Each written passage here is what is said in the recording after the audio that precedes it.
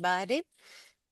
Thank you so much for joining us today in the first webinar of the Youthcare4planet Interact Next Med project. I am Vicky Malotidi, Education Program Officer at the MIO, the Mediterranean Information Office, that is a partner of the Youthcare4planet project. We are going to start with a little bit of housekeeping notes. So let me see. I hope you can see my screen. Um, just to let you know that you can keep your chat box open at all time in order to put questions or comments during the session. Please keep your microphone off in order not to create noise. But during the discussion session, of course, you can unmute yourself and speak. And you're very welcome to keep your camera on, but if you don't prefer that, you can keep it off. Since this session is recorded, so you can do as you feel. One more thing about the interpretation, as you all know, this webinar is taking place bilingually in English and French, so you're kindly invited to choose your preferred language from the bottom bar. From the interpretation button, you can choose to follow the session either in English or in French, or you can switch in between if you like. So let's have a very quick look in our agenda for today. We are going to start with an overview of the project, of the Youthcare4planet project, from Ms. Irene Castelli from COSPE, who is the project officer of the Youthcare4planet. She's going to talk us more about the project. And then we have the privilege to have with us Professor Michael Skoulos, MIOX chairman, and holding also the UNESCO Chair on Management and Education for Sustainable Development in the Mediterranean at the University of Athens.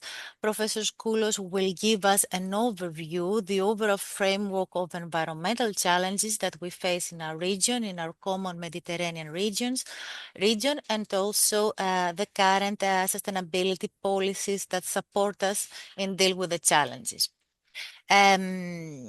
A questions and answer session will follow where you can take the floor or put your questions in the chat.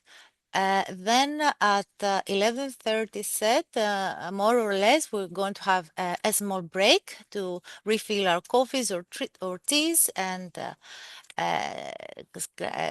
relax a bit. And then on we continue focusing on applied projects, youth-led or youth-focused around the topics of sustainability. So I'm going to present you some projects run coordinated by MIO, as well as the partners from the project will continue further on, where we have one more session on applied cases and practices, good practices from Egypt, Italy, Greece, and Tunisia.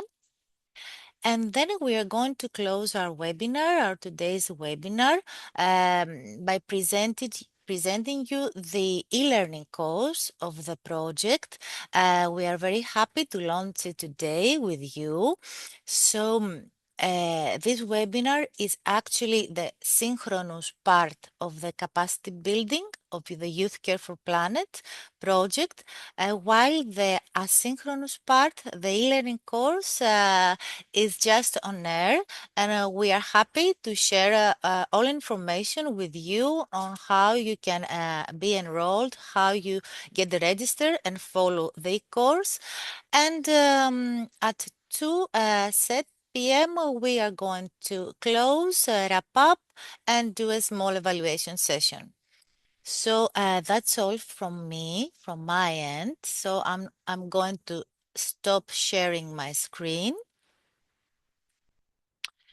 and kindly ask Miss Irene Castelli from COSPE to address us and talk about the project, the Youthcare4planet project. Irene, good morning. Good Are you morning, ready? everyone. Yes, Welcome. yes, I'm The here with floor is you. yours. Thank you so much for the introduction, Vicky, and thank you so much for being here today with us. I will try to turn on the camera. I hope the connection stays. In case you don't hear me for a while, let me know, so I will turn it off to ensure the sound is good. Thank you so much again. It's a real pleasure to meet you, and I'm really pleased to have the opportunity to briefly present COSPE as a lead, let's say, partner of the intervention, and then to dig down a little bit more deep, let's say, in the details of the intervention per se. Just to give you a little bit, let's say, of details and heads up on what COSPE does. COSPE is an Italian association and an international cooperation organization founded in Florence in 1983, so more than 40 years ago. At the very beginning, COSPE, let's say, was conceived as an association, but then very quickly, let's say, it started also to enlarge its international scope with its first mission in Capo Verde in 1984. And since then, let's say, the geographical and the thematic scope of COSPE have been, let's say, expanding and progressively enlarging till today, in 2026, where we are active in 19 countries with around 50 ongoing projects. COSPE, let's say, beyond the numbers of the projects and the people who are involved in our intervention, it's really, let's say, attentive on the methodology in which the projects are carried out, because we focus a lot on partnership, on local ownerships, on participation, and then in long-term collaboration with the communities and the organizations on the ground that collaborates in our intervention. So I would say that this project is really important, especially, I mean, for us from the side of COSPE, because it definitely not only tackles, let's say, the strategic axis of COSPE, but also this approach, which is building things together and totally delocalizing, let's say, and decolonizing the development, let's say, schedule that very often in terms of international cooperation, it's far too centralized. COSPE as an organization focuses a lot in terms of mission on justice. And again, this project is really important for us in terms of climate justice, because as you know, social, climate, and economic justice are very often really intertwined with common challenges that requires a huge effort of self-determination, ownerships of rights, and again, decolonization of developmental practice, and especially shared care of territories, relationships, and of the planet, which is again at the very, let's say, center and bulk of the intervention. And again, elements that are really important to COSPE that resonate a lot, let's say, in this specific intervention are the shared responsibility around this idea of planet and of, let's say, drawing, let's say, the future together. That's why, going, let's say, more deeply into the details of the intervention, I would love to start from the title, which is Youthcare4planet, and which I believe definitely, let's say, describes these three strategic elements that are already present in COSPE's vision as in the one of the partners, and the spirit in which the project was drafted, which is, first of all, youth. Youth is a central actor. This project, from one side, aims at supporting youth, but not only, because this project aims to be co-designed with youth and to be owned by youth through youth-led intervention, youth-led research. So this is a very important element that for me it's pivotal, let's say, and central of the intervention, is that youth is not, let's say, a beneficiary of the project, but is a real actor, a central actor in developing the actions and in determining what the outcomes of the project will be. Care, which is something that is kind of institutionalized as well by COSPE and the partners through the care approach, but that, let's say, reminds us a lot of this shared responsibility of care, which is not only, I would say, a shared responsibility of care for the environment, and in this specific case for the Mediterranean, but also a shared responsibility of care for relations. And this is another very important element of the project.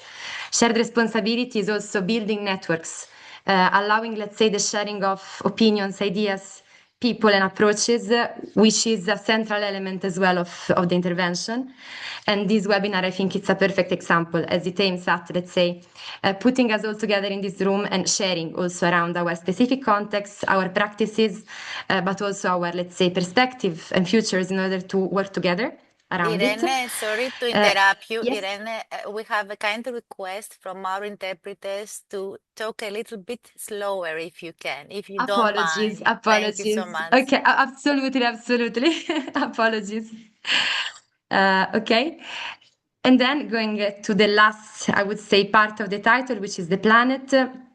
Of course, in this specific intervention, we are talking about a specific area of the planet, which is the Mediterranean, and is especially, let's say, 8 regions, as you know, around the Mediterranean over 3 countries. So, planet is again a fundamental, let's say, element, not only in terms of shared care, but also in terms of, again, justice, because justice, it's an environmental matter, a social matter, and it's, let's say, a transversal topic that needs to be achieved through multiple angles. So we really hope that this intervention can support in, let's say, the building of this future common, sustainable Mediterranean from the environmental and social point of view. So, let's say, just to give you a little bit the perspective of the project, even though I believe some of you already have, maybe also you participated in previous, let's say, actions and activities of the project. As you know, this project aims at using, let's say, is a very bad word, but cooperating with the youth around the Mediterranean in order to identify local adaptation green plans that will be fully localized and basing not only on the technical expertise, let's say, of technical experts, but especially on the experience and the contribution, again, of you all, of young people and association and interventions who contribute to the activity and to the project. And then to, let's say, materially support some intervention proposed from the public of association or even, let's say, single participants, and that go in the direction of these green local adaptation plans in order to strengthen, let's say, their impact and to concretize the theoretical guidelines that we are starting now, let's say, starting with this webinar, trying to identify in order to build sustainable, localized, and impactful responses to the challenges of climate change in these 8 regions across the Mediterranean. So I think from my side, it's all. I hope I didn't talk too fast. Thank you very much, Irene. Do you want us to share the small video of the project? Because some people are quite new and they're not aware of it. Would you like to? I I can share think it. Okay, let me I think it would try. be really interesting. Thank you, Yeah. Vicky.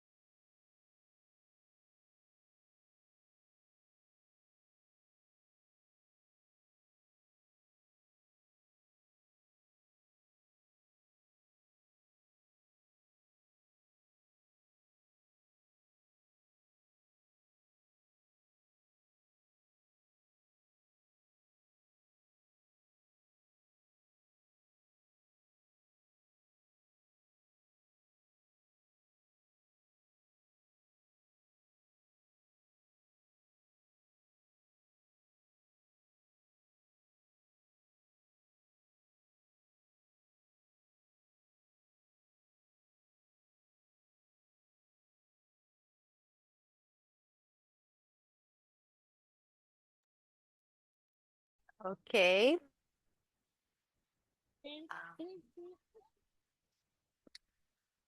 I hope that you really enjoyed this video teaser of the project. I'm not quite sure if you had the echo, if you had the sound on it, but you're very welcome to enjoy it on your own. It's uploaded on YouTube. Uh, and now I think we can move on with the presentation of Professor Michael Skoulos, who is going to give us the overview on environmental challenges in our region and related policies about it. So, Professor Skoulos, thank you for joining us today, and the floor is yours. Thank you very much, Vicky, and thank you, Irene, for the introduction. Will you share, Vicky, or shall I share from here? Okay.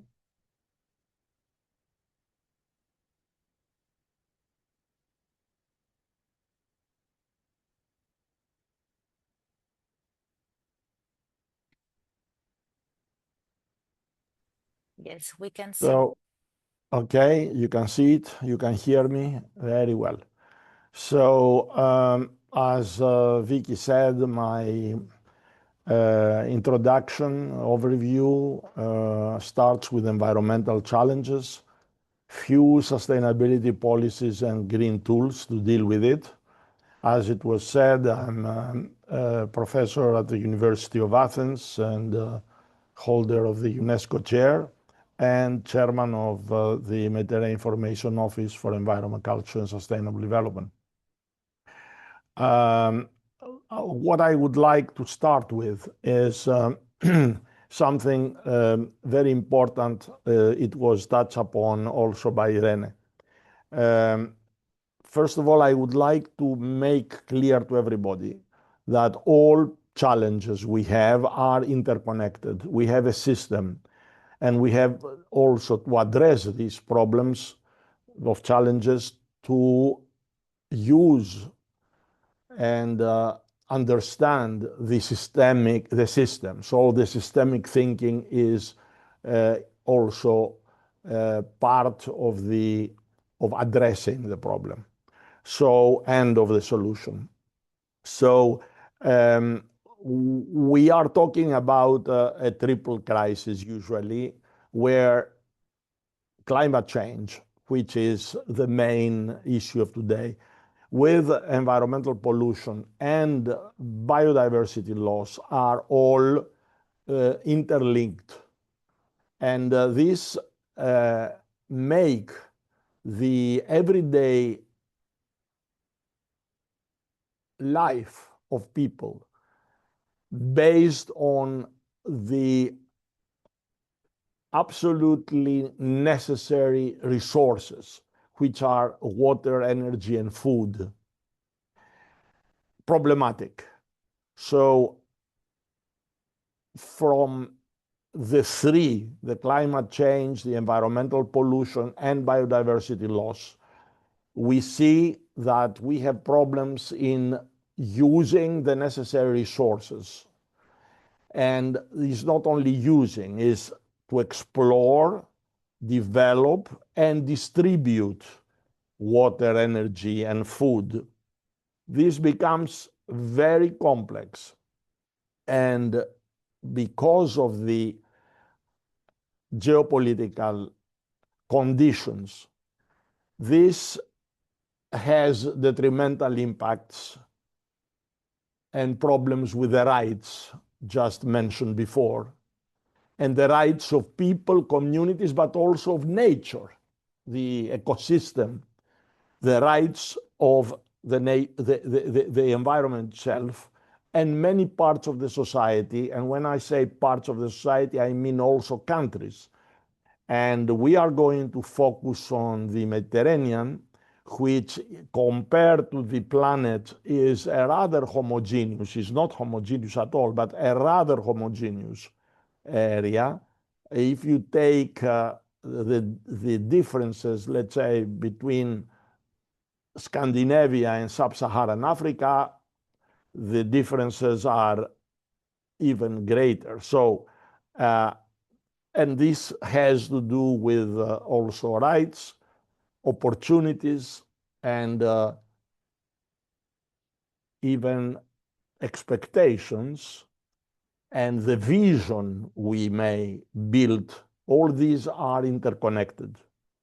So dealing with all this, we all understand that resources are required, and these colossal funds that are required at the moment with the current economy are generated based on linear, not circular, business as usual models that in many cases deepen the crisis, deepen the inequalities, deepen the problems of rights just mentioned before, and suffering and misery are with us, and we see it mostly through armed conflicts and all other kind of conflicts, not only the armed ones. So to address that, the international community has spent over the last almost 150 years a lot of efforts to address several of these issues. Already for the environment, we started formally in 1972, and you understand that since then we had many efforts and many nice ideas and agreements and policies at different fora, multilateral arrangements, which unfortunately are not fully, at least, implemented. Some are really neglected, and this is yet another challenge. So we will try to discuss a little bit these challenges, starting from the ones that are directly linked with the impacts on the planet itself, and then we get into the society. So when we are talking about the climate change, and most of my intervention is on climate change, we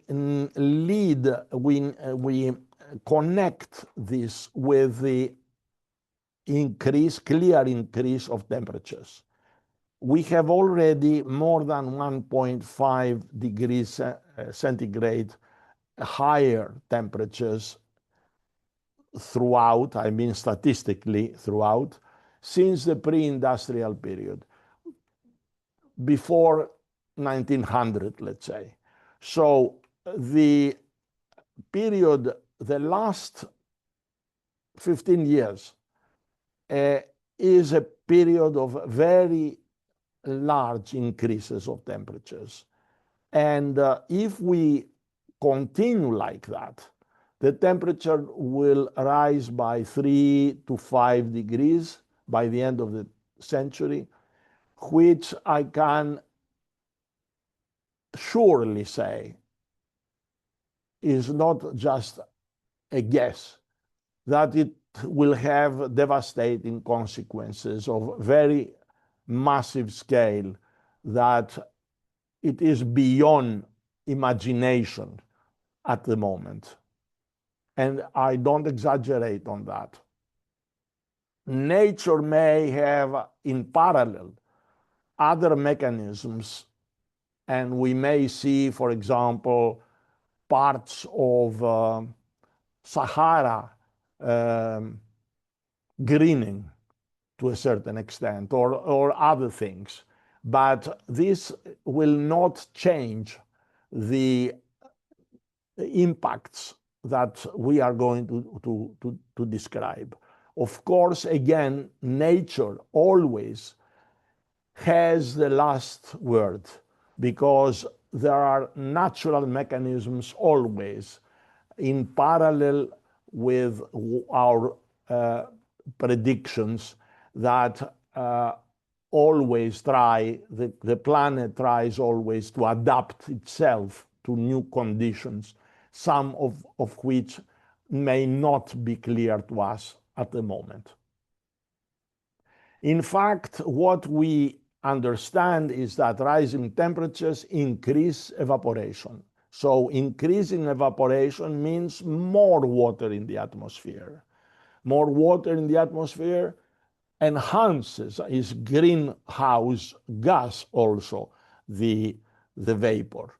And we have more precipitations. The issue is that these precipitations will not follow the same mode as it concerns the season, as it concerns the location that we knew from the past.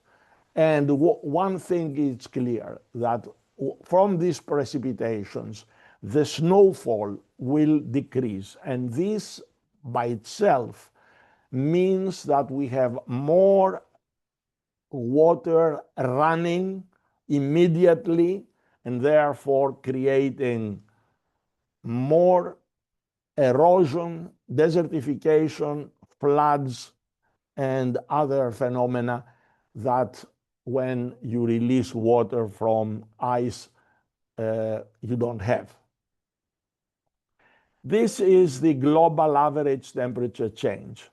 Please see that here we have 6 different laboratories. You see that because of the lack, let's say, of precise measurements in the period before 1900, we have there some larger, let's say, variety between and not a full agreement. Because there we have also data based on sediments, on pollen or other things than direct measurements. But you can see from 1900 to our days, all these different laboratories and give almost identical changes. What you can see is the last 100 years, from 25, let's say, on, we have already the increase. But you see that we had a plateau till 75, and from 75 to our days, you have a very rapid increase. Many people start and say, perhaps this is a natural phenomenon and not just a man-made one. We have to explain that. So we have separated all the natural and the man-made, the rest are man-made. What do you mean natural? You have explosions and changes on sun itself. You have so this is the yellow line, and is surprisingly stable. We expected to have even more. We have natural variability because of changes in photosynthesis, in many impacts which are directly or indirectly also linked with volcanic eruption. You see that the volcanic impacts are more important, followed by other impacts. For example, this is how much the light is affected because of the volcanic eruptions. So even if we take all that, is the lower line. Despite some peaks there, the lower line is almost stable. And then we have the human forces. So we have one by one to exclude all those arguments about other changes.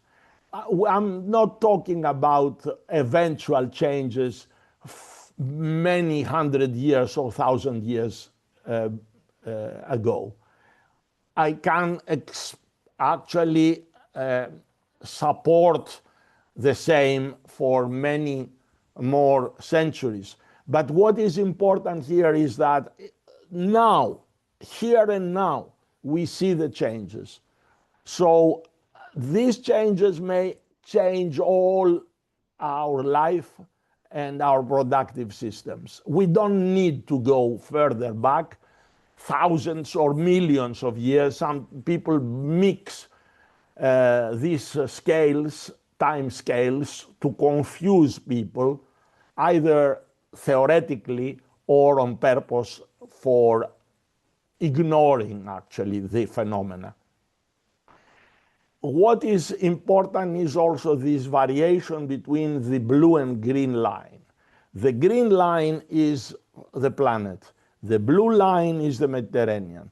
You see that in the Mediterranean, we have something like 20% faster increase of temperatures, and the Mediterranean is the fastest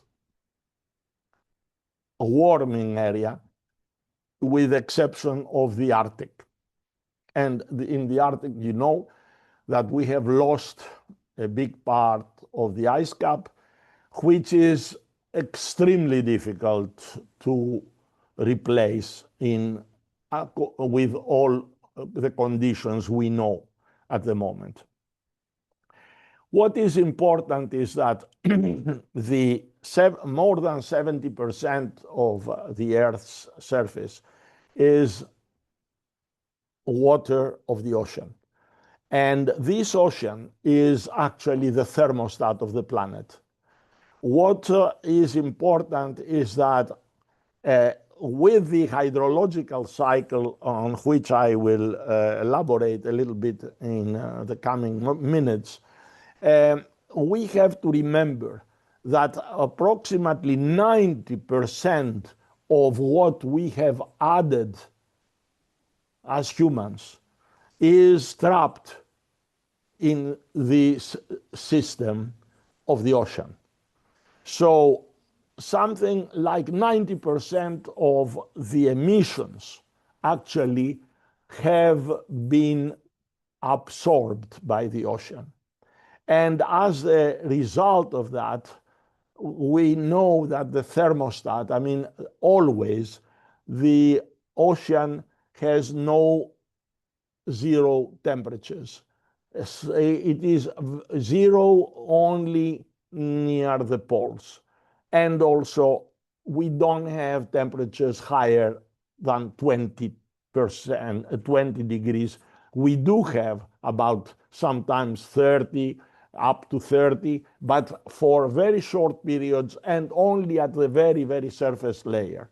So it is important to understand that in the ocean, we have 1,000 times more energy trapped than the entire energy in the atmosphere. So the main system that keeps our planet stable is our ocean.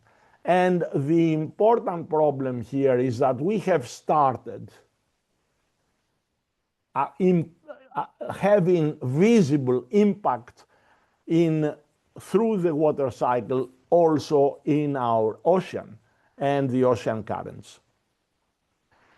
Everybody knows let's say, the simple part, the direct part of the water cycle: evaporation, condensation, having the clouds, precipitation, runoff, surface runoff, or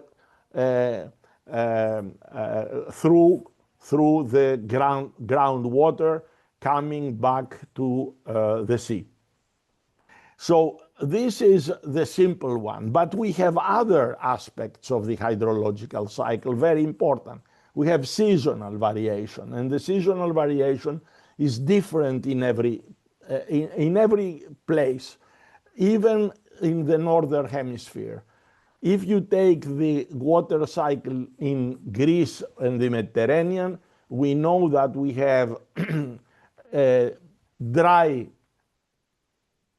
summers, very dry summers. And we start having rains in September, October, during the winter, and early in spring, and then little by little again dry period. This is Mediterranean. If we go to Sweden and the northern part of Europe, this is not the same. The precipitation is again the same periods, but not the runoff, because it is mostly snow. So the more water we have during summer. So you understand that the ecosystem actually is different. The flow of nutrients through runoff is different. We have different periods where nutrients come into the water. So the wetlands, but also the marine environment is different in the different parts.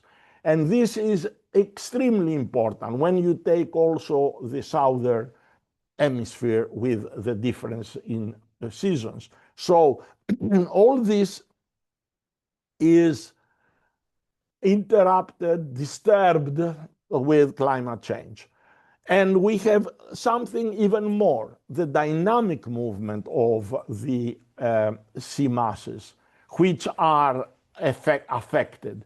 What I mean by that, to give you just an idea, we have the ocean currents. If you take the Atlantic, in the Atlantic, I have more water coming from the rivers, from River Congo, from Amazon, and also because it's open north and south from melting of ice. So I have more water in the Atlantic inputs than evaporation. That means I have extra water that actually gets from the south to the other oceans. And I have a movement, and at the end of the day, evaporation from the Pacific, where it is just the opposite balance. All this is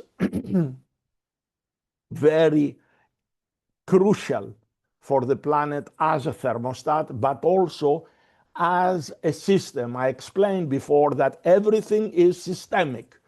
Nothing is independent. Everything is systemic. If you touch something, the system tries to actually balance it. But this means that everything is changing. And there is also an issue of time for that.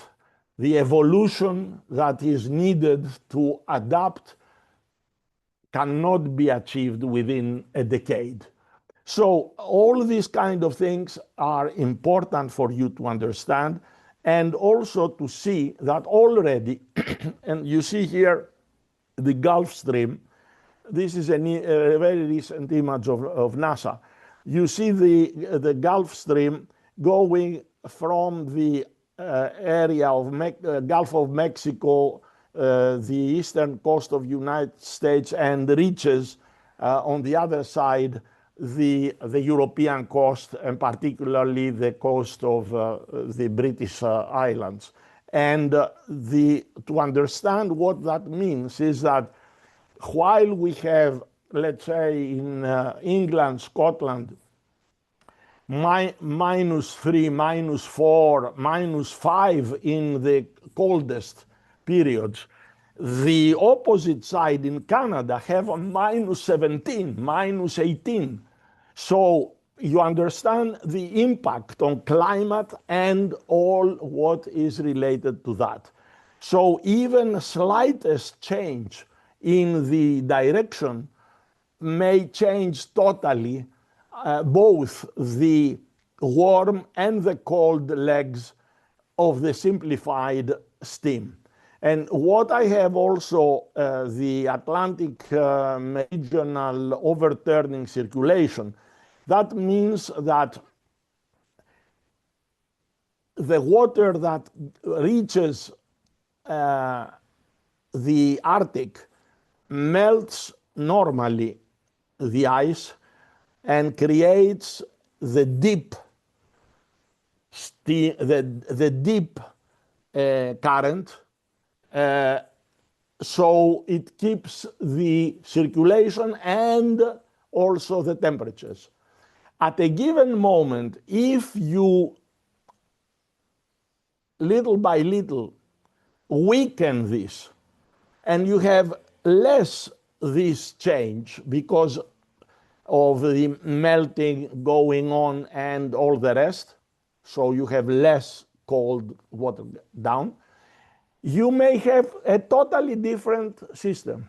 You may not going to melt the rest of the Arctic, but just the opposite. You may go from what you have to lack of warming the islands of the British Islands. So what I mean is that the scenario have a high degree of uncertainty. And the natural systems, we cannot play with the natural systems if they are, a pool, if we play with the currents in a pool. So this is a very dangerous, actually, development. And already we have papers here where you can see that we have decreased because of the Azores high. I mean, we have some phenomena in the Atlantic that affect the climate of Western Europe and Western Mediterranean, and to some extent also Western Africa. So what we observe already with dry winters, apparently we expect to continue with 10 to 20% decrease till the year 2100. These are of very important publications already in the open literature, and you can have them. So if I collected visions from 2006 to our days, in 2006, within 10 days or more, we changed the temperature from what you see on top to the bottom. And this means that from what we had in corals and sponges and other before, within 10 days died, and we had this. So we are talking about the Western Mediterranean and areas in the Spanish waters and the western part of the Mediterranean in general. But if I take now the collective 10 years, this is a publication of 2011, for the period 2000-2010, what I see here in what is red, I see that we have dry winters, drier winters. And to understand that, it is this. This is every year.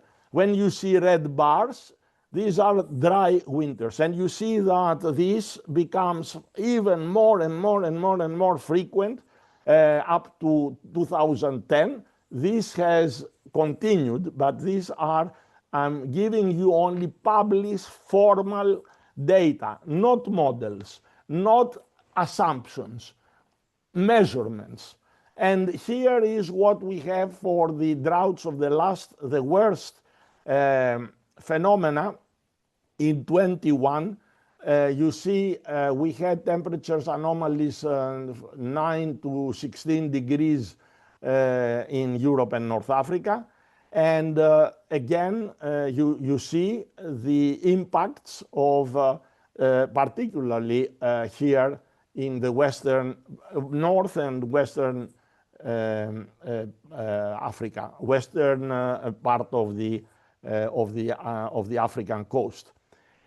In 22, you see again we have major changes, and this becomes every year now more and more visible. Look at we didn't have it at all. Then we started having, now we have it more and more and more. And it is the results. I have also for the Eastern Mediterranean, I don't know why it was somehow missed here, but we have also for the Eastern Mediterranean. So the results are known to all of you. They are these droughts, we have hurricanes, we have floods and tsunamis, we have coastal erosion, we have sea level rise, particularly because of ice melting, and also in the Mediterranean. In the Eastern Mediterranean, we have few millimeters per year.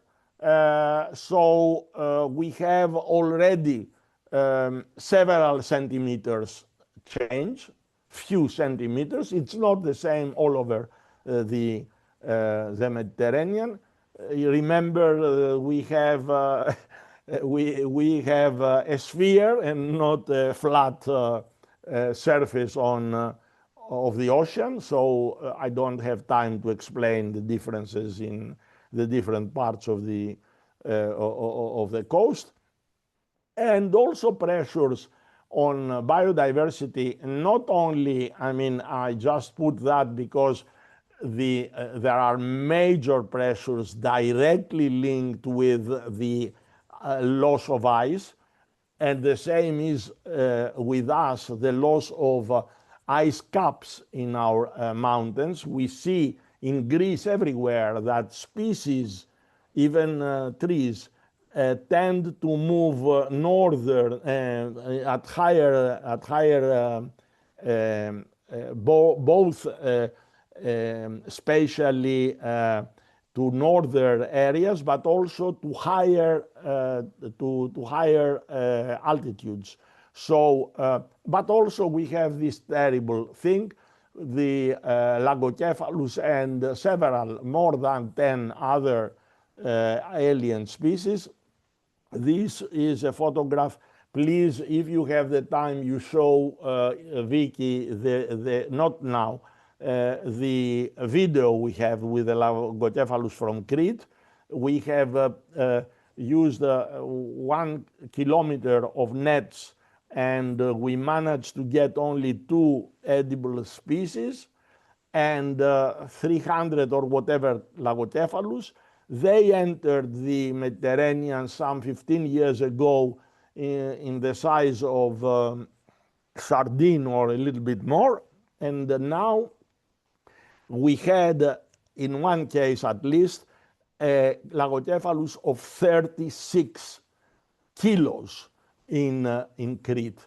And this has actually destroyed the entire system because this species has no enemies. We had only one shark able to eat this, and this shark was extinct because of overfishing. So this is where we are at the moment, and I was informed that we have the first Lagocephalus also in the Gulf of Elefsis. Now is not any longer Crete. Within the last 2 years, Lagocephalus is already here in around Athens. The forest fires everywhere. And so the triple crisis starts with the climate change. I will give a few things on environmental pollution and biodiversity loss.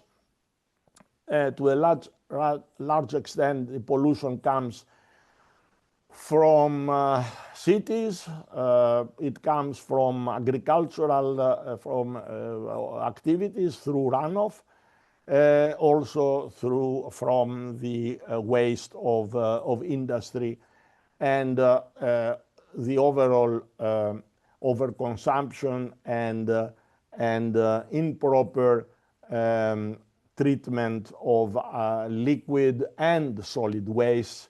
So we have many unregulated areas of deposition of solid waste, sludges and other things that are brought into, let's say, the sea through runoff. So these are some of the summaries on soil, water, and air pollution we have in the Mediterranean. And plastic, of course, and single-use plastic is one of the most significant and visible pollution.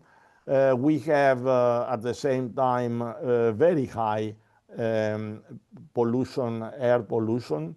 In many of our cities around the Mediterranean, we have high concentrations of particles that are beyond, let's say, the standards of good quality air to breathe. We have also all kind of discharges into the sea, as I mentioned, from fertilizers, from industrial waste, from untreated sewage, although this has been reduced significantly with very beneficial impacts visible. In Greece, for example, there are many beaches now open again because of the treatment, the effective treatment of wastewater in the metropolitan area of Athens, and even return of species that have been actually lost for many years. So we still have less also oil spills, and this is again because of the double decks of the tankers. So we have indeed some progress in many areas, but still we have a lot, because remember that we have multiplied the production, we have multiplied the cars, we have multiplied the ships, and so on and so forth. So we reduce the per unit discharges and pollution, but when we increase by 10 times the fleet of cars or ships or whatever, you understand where we are.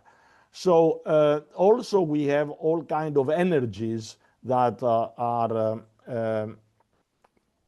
detrimental for cetaceans, for marine species also, other species.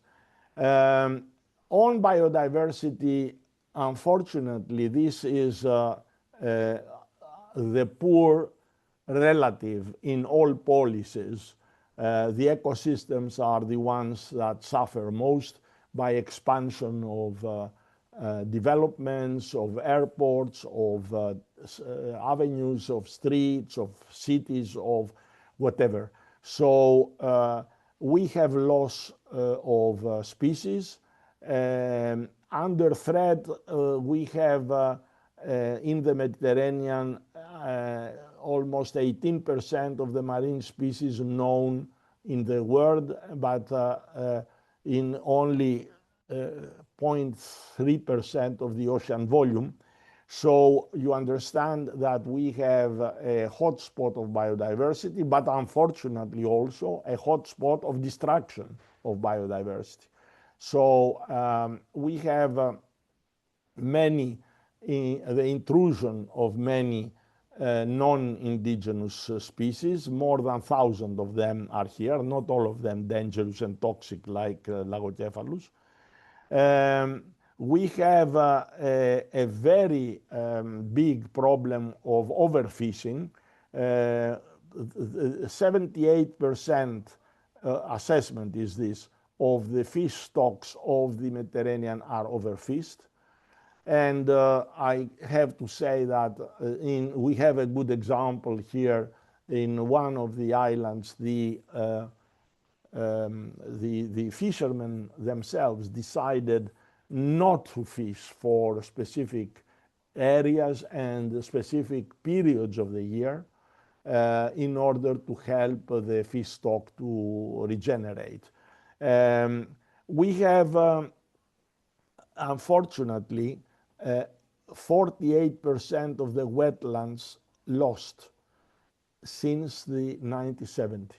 And I can tell you that when I started discussing this in the late 70s, 80s, already at that time we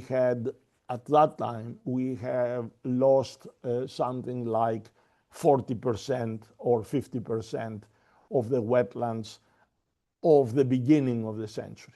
So what we have is a small percentage of the wetlands originally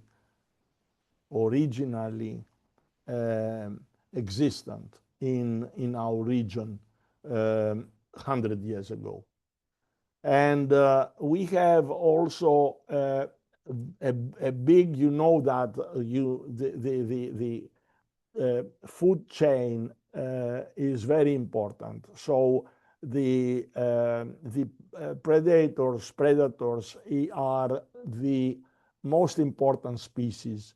And again, here we have a more than 40% loss. So all these are the major problems we have, the major challenges.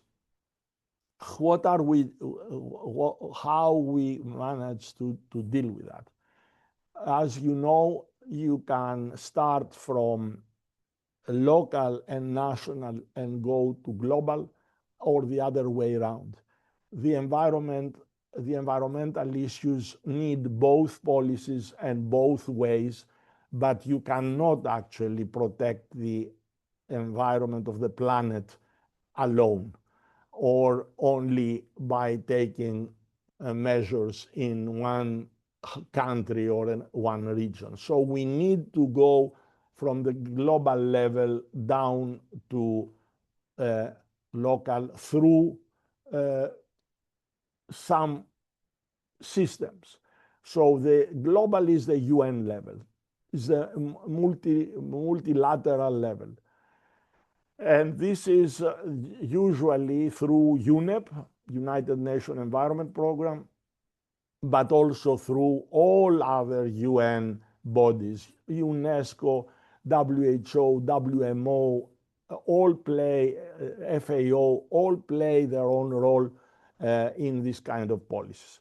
Then if we come closer to Europe, we have the regional level of the European Union, or the wider Europe, which is under UN again, the United Nations Economic Commission for Europe. And this commission is one of the UN commissions, the way in which UN, it's an issue of balances, split the countries. To give you an example about that, the UNECE, all the economic commissions of the United Nations are based on political considerations. So, and they were created during the Cold War period. So when after the Second World War, so when they put for the reconstruction Europe, they couldn't leave out Russia. So Russia came with all the Soviet Union. So the Economic Commission for Europe includes also Central Asian countries like Uzbekistan, Kazakhstan, Turkmenistan, all these. And of course there was imbalance. So they put in the UNECE the United States and Canada. So when we are talking Economic Commission for Europe, it is all what I described. It's almost the North Hemisphere without China and Japan. So this is regional in the sense that the UNECE has laws, has conventions for the protection of the environment, particularly transboundary waters. They are all there. but also the Aarhus Convention, which is very important for our work and what also Irene mentioned before, because it is the right to environmental information, public participation, and even access to justice on environmental issues.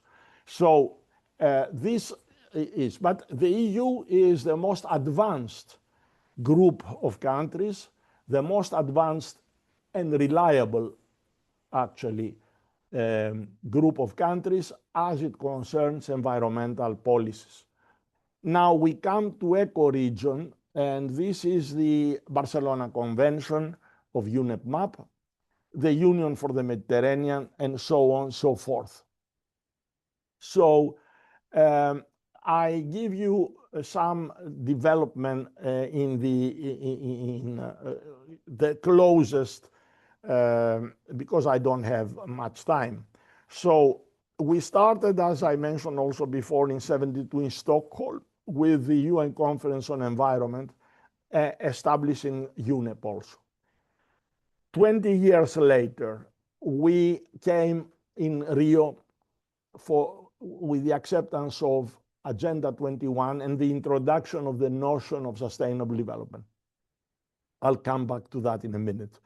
With 3 landmark international treaties: climate change, biodiversity loss, and land degradation, desertification, all 3 named Rio Conventions. So on that, I have to give you the notion of sustainable development, because it is very important for everybody to understand that. Sustainable development, we usually use 3 pillars. This, I don't have the time. We have challenged that already in an international conference in Thessaloniki in 1977, and because the pillars do not interact, they have gaps. So we propose the tetrahedron, which is the most stable structure we know in the universe, and we have environment, economy, and society interacting. And as a basis, we have governance. Without governance and management, we cannot actually achieve sustainable development. What is important here to know is that according to different parts of the society or different countries, places, the point where each country is at a given moment is different. So you may have in an advanced country more concerns about the environment than on society or economy. But what is important is that sustainable development takes all the 3 dimensions always into account when we decide about policies. This is the most important to keep. And only when it is in a space where they can move from one point to another through policies, we can understand sustainability, sustainable development. So, and how we achieve the governance with a number of tools. And these tools are, of course, laws, institutions, regulations. It is science and technology that enhances the carrying capacity of the systems through technology. For example, we have 5 million people in Athens now, and I said that we have a good treatment and we have clean waters. And with 100,000 with no treatment plants, you had a disaster. So we have also to use these tools in the management.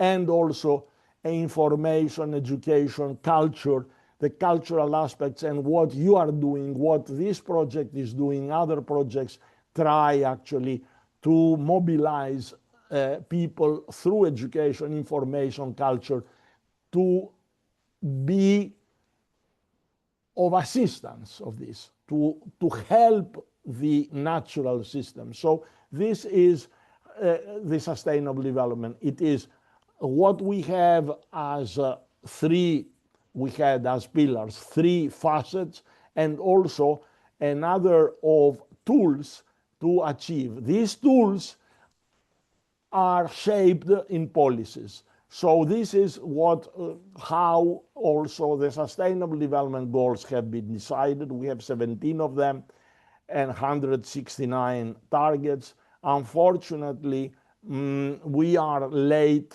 in achieving most of them. For the majority of them, we are very, very late. Going back to the three that I mentioned before, since these are the most important for our case, I have to say that we have tried to agree to have not to increase more than 1.5 above the pre-industrial area.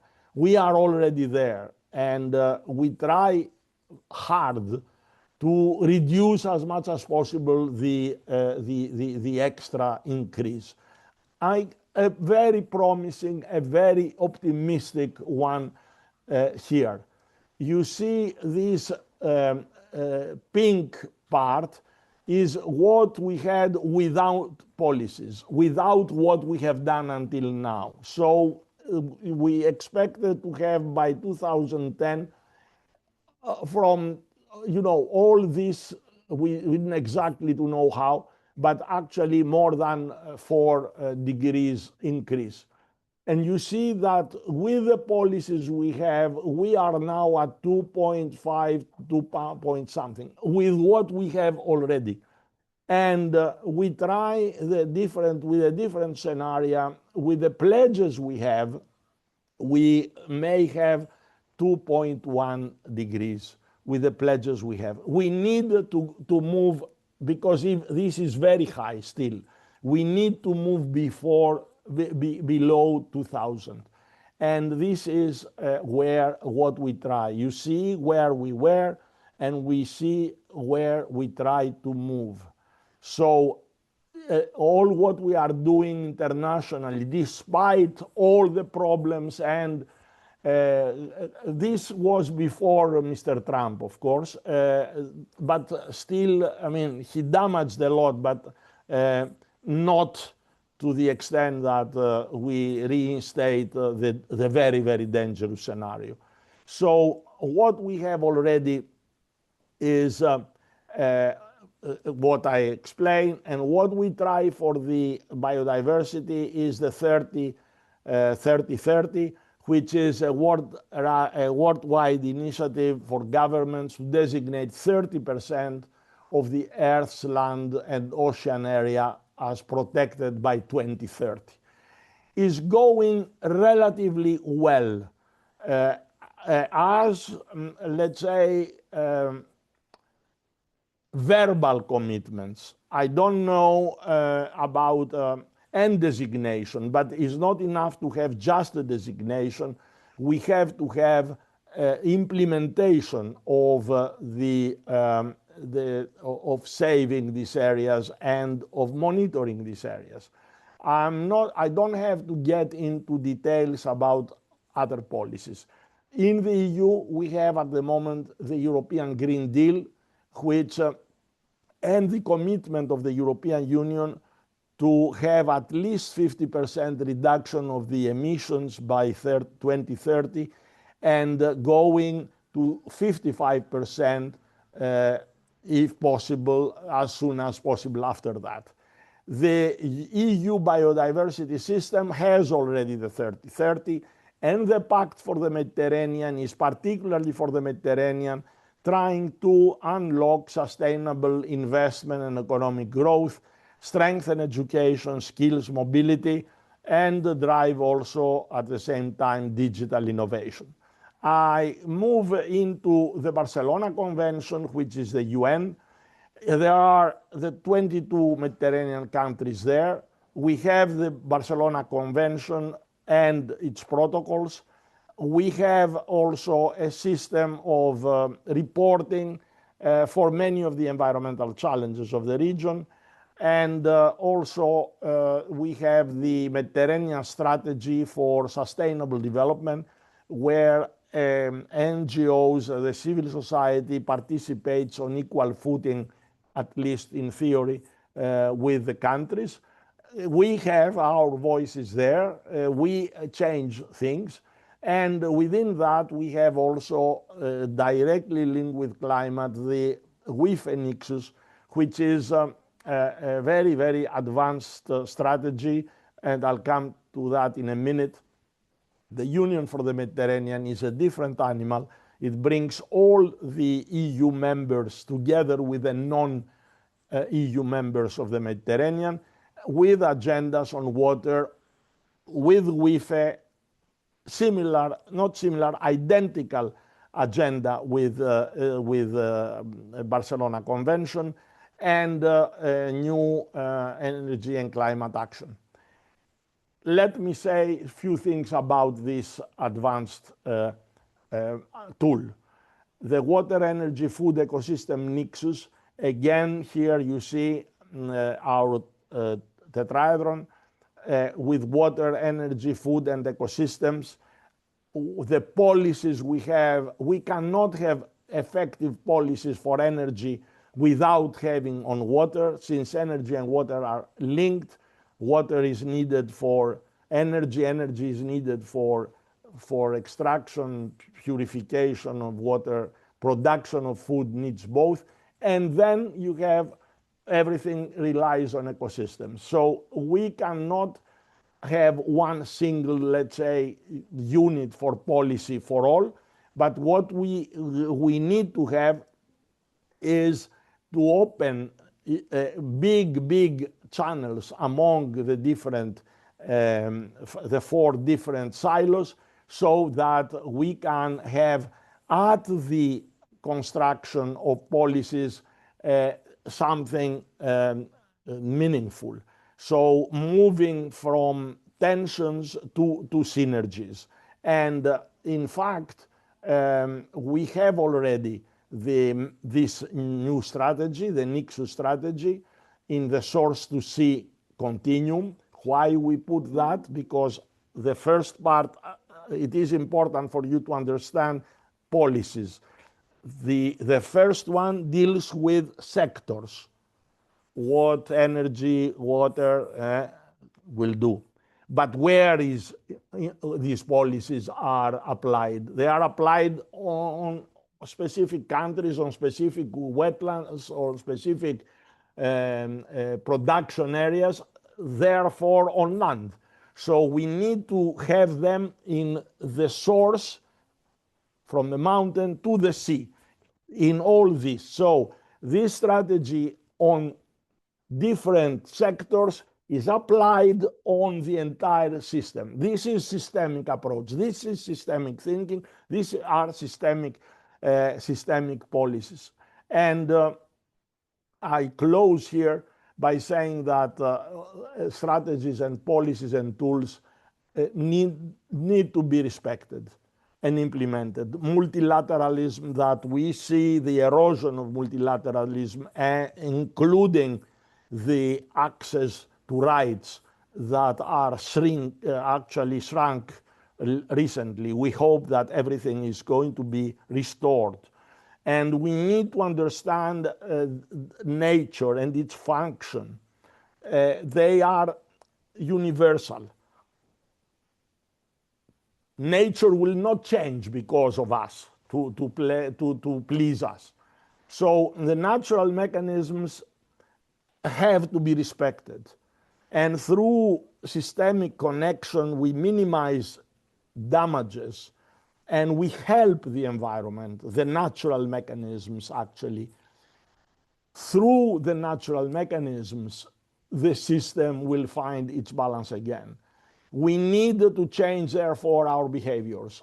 And this means that we have actually public awareness and education with holistic approaches as our main bedrock on which we build all what we need. So this is one more thing on which MIO works. We have the Secretariat of the Mediterranean Committee of Education for Sustainable Development, and the promotion of the Mediterranean strategy on ESD, on education for sustainable and action plan. And I strongly advise you to get through that and use it and promote it at all levels. We need it from the kindergartens to the universities. We try to have also a charter for the universities for sustainability of the region. I have concluded on that, and I would like to thank you. I know that I throw a lot of information on you, but it is a minimum basis for your work. Thank you very much. If there are any questions, of course, I'm here. Yes, thank you. Thank you, Professor Skoulos, for providing us with this broad but so detailed framework. We still have some minutes left before our break, so we invite everybody who would like to take the floor or write a question in the chat. Please go ahead. I hope that I was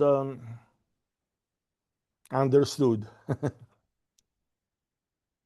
Just to let the people know that we will send them all presentations, of course, including the links of Because it has not been circulated, as such as a document. If you can use it, but you have to make a reference to this particular lecture to acknowledge the synthesis. Of course, of course. I don't see any requests or questions coming in the chat. A lot of thank you for your Thank you very much. presentation. A lot of thanks. So I do know that you're about to travel and you dedicated this hour to us to join us. So since we have no questions at the given moment, thank you very much, Professor Skoulos. Thank you all. Of course, we will transfer to you any requests or questions that may come up later on or during our e-learning course. These presentations will be included in the e-learning course as well. So once again, thank you so much. You're muted. Thank you very much, I said, and I hope that you have a very fruitful webinar module of your interesting project. Thank Bye. you. Bye-bye.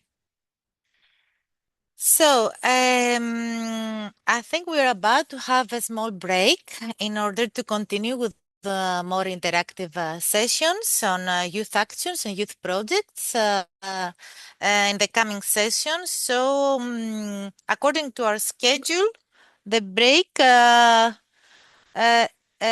is for to take place between 11:30 set time to 11:45.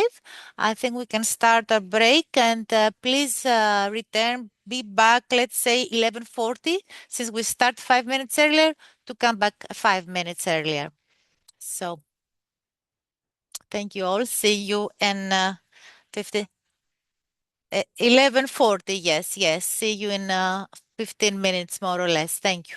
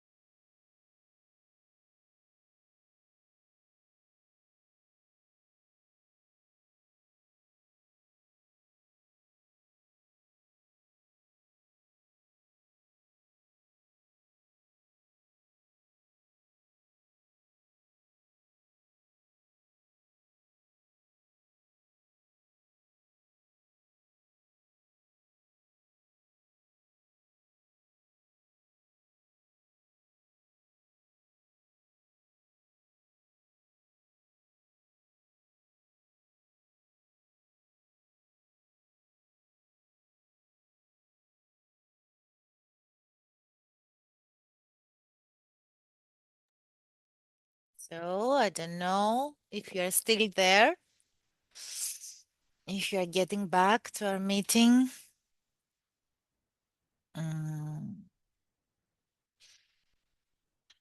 Hello, I say hello in the chat. A lot of cameras off, so I kindly ask you just to thumb up to see if you're all back here or who is back to see when we're going to start. Okay. It seems that we are about to start then. Thank you so much. I hope that also our interpreters are here so we can continue. May I ask you, and please write in the chat, what is the level of your energy right now from 1 to 5? How energetic or powerful you feel right now from 1 to 5? 1 is for the minimum, and 5 is for quite a lot of energy. Let's see. I will also write. I okay. We start optimistically our second session. Thank you for your replies. So, without further ado, it is my turn to share a little bit of information with you on our work on youth engagement and projects. So, let me share my screen once again.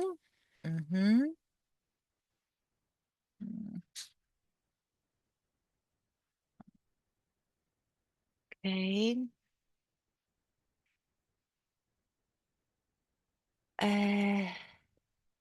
I think this is the one. I hope that you can all see my screen now. Great. So a little bit about action-oriented learning through educational projects run by MIO. I will start with a small intro, then we will sum up the current challenges that Professor Skoulos mentioned and see how do you rate them in your local context. Then we are going to talk a bit about how people respond when it comes to actions, what types of actions the public and the citizens tend to prefer about environmental challenges. And then we will close this small presentation giving you some examples from our own activities and projects coordinated by the MEDIS network. And you will find out about MEDIS in a while. As I told you, I'm an education program officer in MIO EXTE, that stands for the Mediterranean Information Office for Environment, Culture and Sustainable Development. MIO is one of the partners of Youth Care for Change, and though we act as the Greek partner, we are actually a federation of more than 130 CSOs and NGOs from across the Mediterranean working on environmental topics and topics related to sustainability. And actually, MIO is a network coordinating other networks. So within MIO, 4 other networks have been co-created and coordinated. 3 smaller ones, one about members of the parliament from Mediterranean countries that are active in the areas of sustainable development, COMSUD. Another one is called COMZEST, is the circle of journalists from the Mediterranean on environment and sustainability. A third one, a network, tries to bring together Mediterranean universities on education for sustainable development. And the fourth one, in which I'm fully engaged, is the so-called MEDIES, the Mediterranean Education Initiative for Environment and Sustainability, that it is actually an digital and online network of formal and non-formal educators engaged or interested or experienced in projects, activities, initiatives for learning for sustainability. You are welcome to join. So, going back to how Professor Skulo started his presentation, I would like you to answer to this poll that will be on your screens, I hope now. What is the number one problem, challenge for your local society, for your territory, from the ones that you have heard before, or might be another one that wasn't mentioned? Let's give it a minute, and then we will share the answers.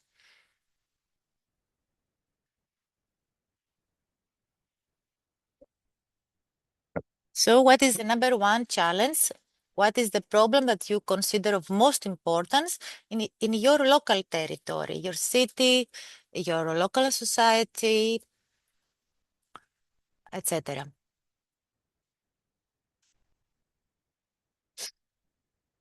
I see only 3 replies so far. Don't be shy. There is no right or wrong answer here.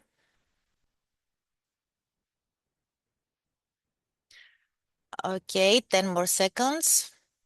Please share with us. We really want to know.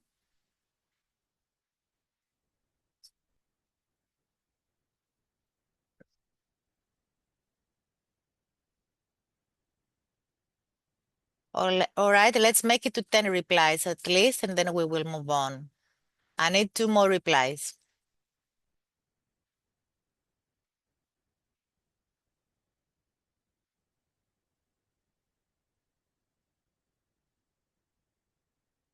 Okay, let's see the results so far.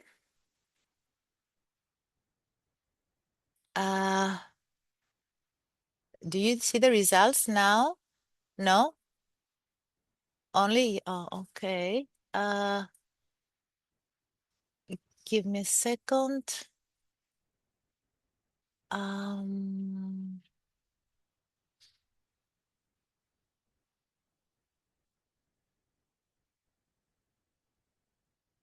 uh,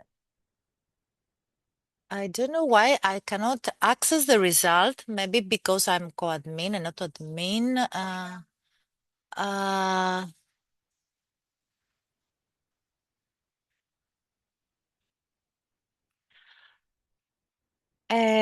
okay. We will continue and I will share the results in a while. I don't know why I cannot access them, but I will let you know in a while. So,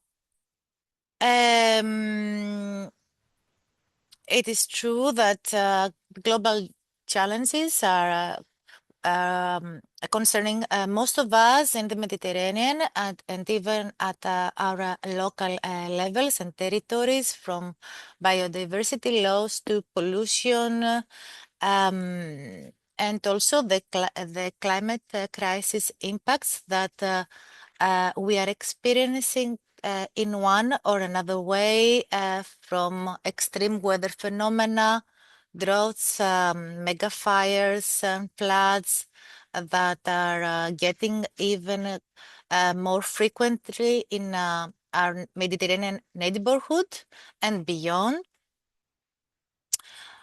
And it's not only about the environmental challenges, there are other challenges so much related to it, such as the persisting inequalities in the current societies, from gender inequalities to inequalities when it comes to the share of wealth among countries, sub-regions, even within the national societies. And of course, migration, persisting conflicts, all these are getting us behind in order to achieve sustainability goals, as Professor Skoulos also mentioned before. So let's move a little bit now from the challenges to what the notion or the concept of sustainability or sustainable development means to you.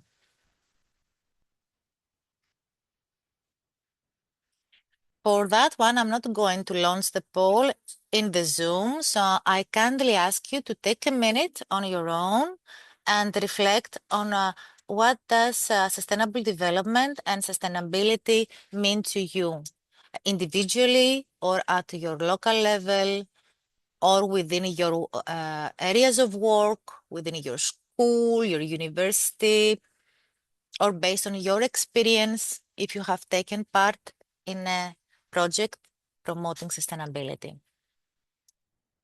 Let's see.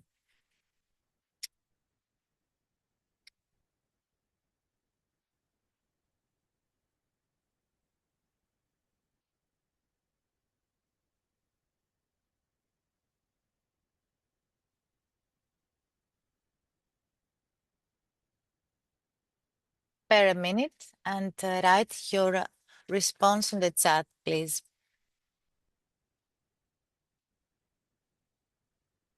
Ναι, σταμάτησέ το. Αλλά μόνο εσύ το βλέπεις, ναι.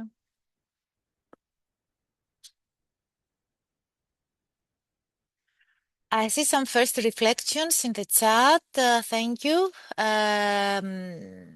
It's about green, about community, about awareness, about how we live our life at the personal level and at the professional way. Nice. To meet our needs without stealing the future of next generations. It's about responsibility. Nice. Well-being, of course. It's about engagement. Goes hand in hand with responsibility. Great. A lifestyle that does not make any harm, nor to the natural environment, neither to our futures. It's about humanity. I really like that. Nice, very nice. Okay, we can leave this open, and if you like, you can reflect. You can continue to reflect on this. Wow, this is quite big. I thought it was a little bit stronger. This model summarizes what we've heard before about the model on sustainable development. Actually, this is a double pyramid trying to bring together the key elements that Professor Skoulos presented before, what you need in order to achieve sustainability. We need to take into account the interrelations between society, economy, and natural environment. And of course, in order to deliver that, we need the proper tools. What are the tools? The institutions and the policies, the clean, let's say, green science and technologies, and of course, education. That within the education, we include also awareness raising, advocacy, engagement, culture, and so on and so forth. And we've talked also about the SDGs, closely linked to sustainability. This is the UN blueprint, actually. The joint forces of the UN member states towards this goal. People, prosperity, peace, partnerships, and planet, another motto about the Agenda 2030 and the SDGs. So we can move on. I had one more poll in my presentation. So related to the challenges we mentioned before, and apart from the notion of sustainability, let's go to more practical now responses. And actually in the poll I had prepared, I will share this in the Zoom once again. I hope this time I will be successful. So I'm launching the third poll, and I kindly ask you to reply in this third poll that summarizes most famous, let's say, responses to the challenges. Which ones you consider as the most effective? Δεν μπορώ να δω τα αποτελέσματα. Έχω κάνει... So in the poll that has been launched now on your screens, you can check which and how much effective you consider the responses presented here. Let me read it for you. It's about public participation, effective policies in place, transformative education, both formal and non-formal learning, circular economy, green economy, sustainable patterns of production, and one more is about networking and collaborations. Let's see which one we consider as effective or most effective. Okay. I will leave it open for a few more seconds.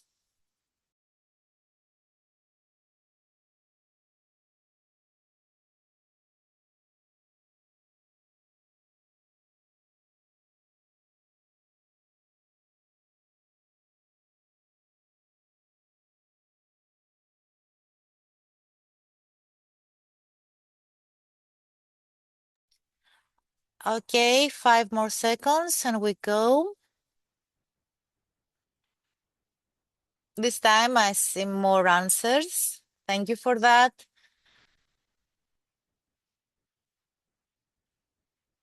Mm-hmm.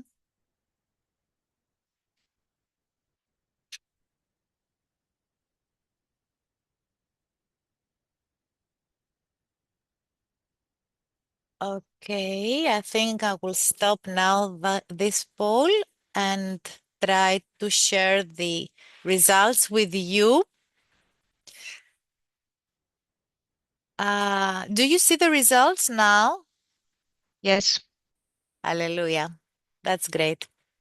So it seems that most of you have rated quite high transformative education and public engagement, public participation as a response to deal with the challenges, and the rest are coming next.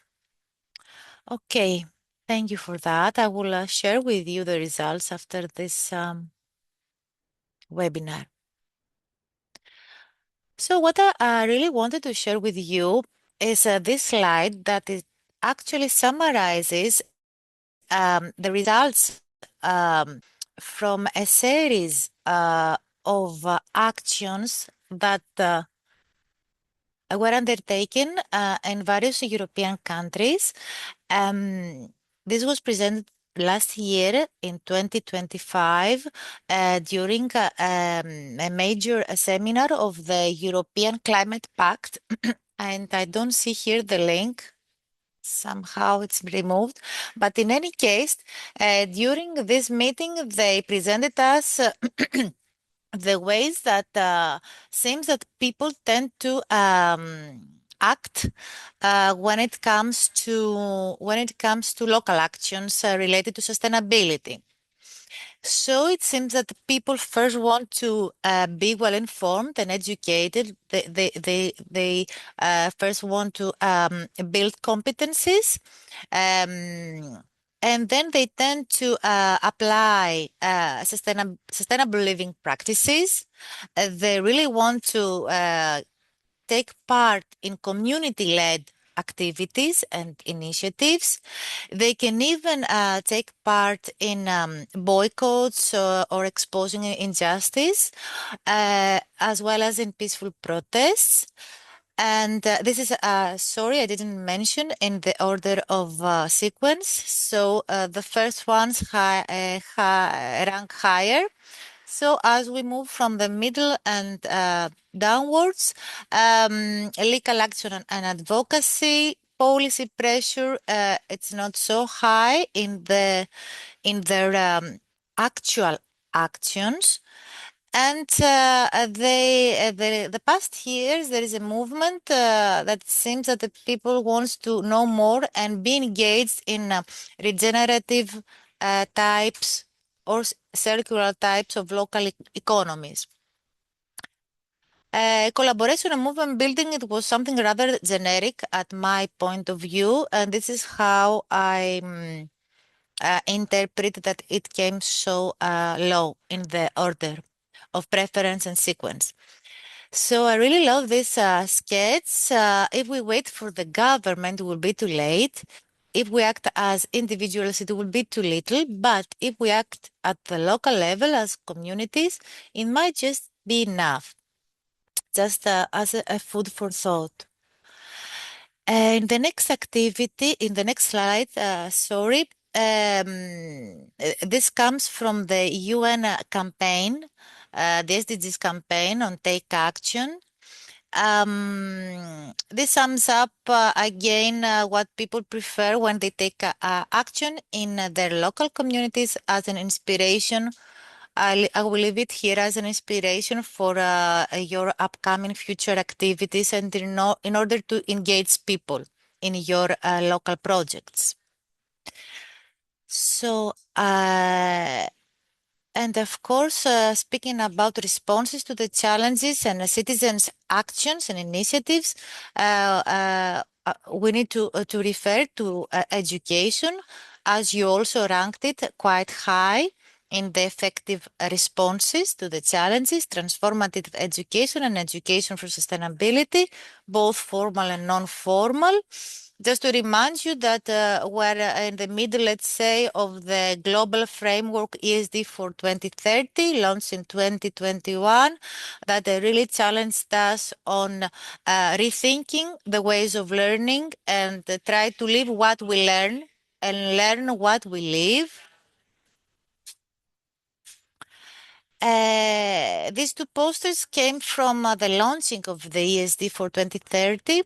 That engage thousands of people, educators, youth, even local actors, local authorities, and four key questions. What is the most urgent challenge for education for sustainability today? And here you see the global challenges actually. The second question that again so many people responded was about which of these challenges, the global challenges, are best addressed through ESD, through education for sustainability. And again, here you can see that people responded about youth, about making connections, networking, synergies, making surveys in order to catch the people's attitudes and ideas. Another question that ESD for 2030 tried to reply was about how we can, what we can do more within ESD in order to achieve the needed transformation.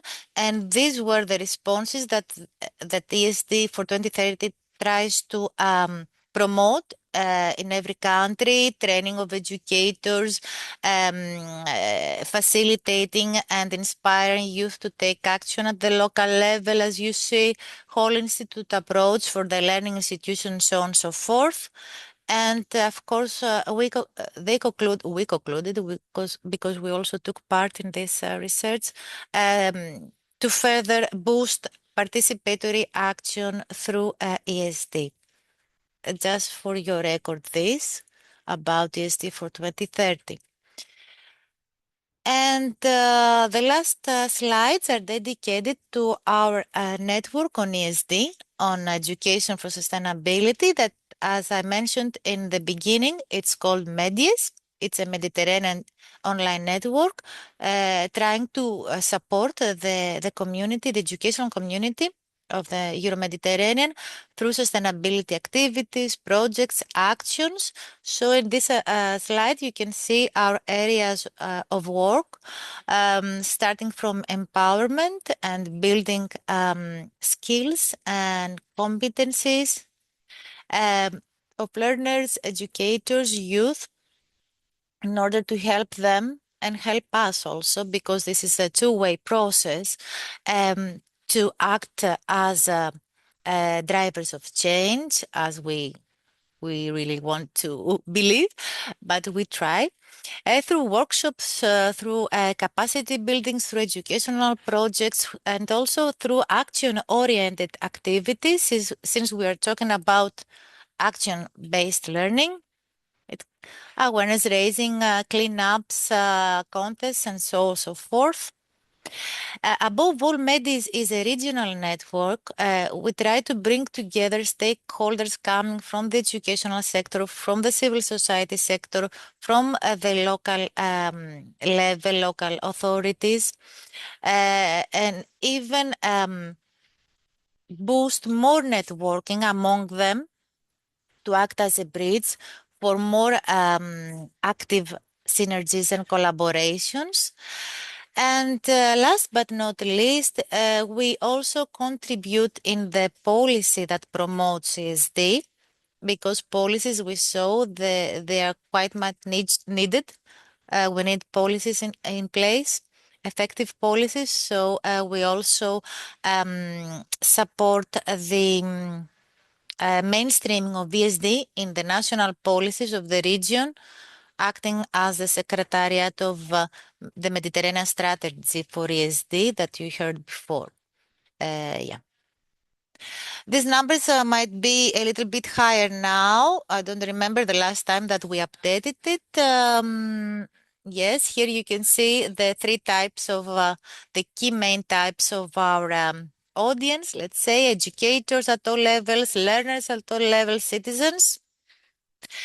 And a few cases of applied projects you might be aware of for some of them.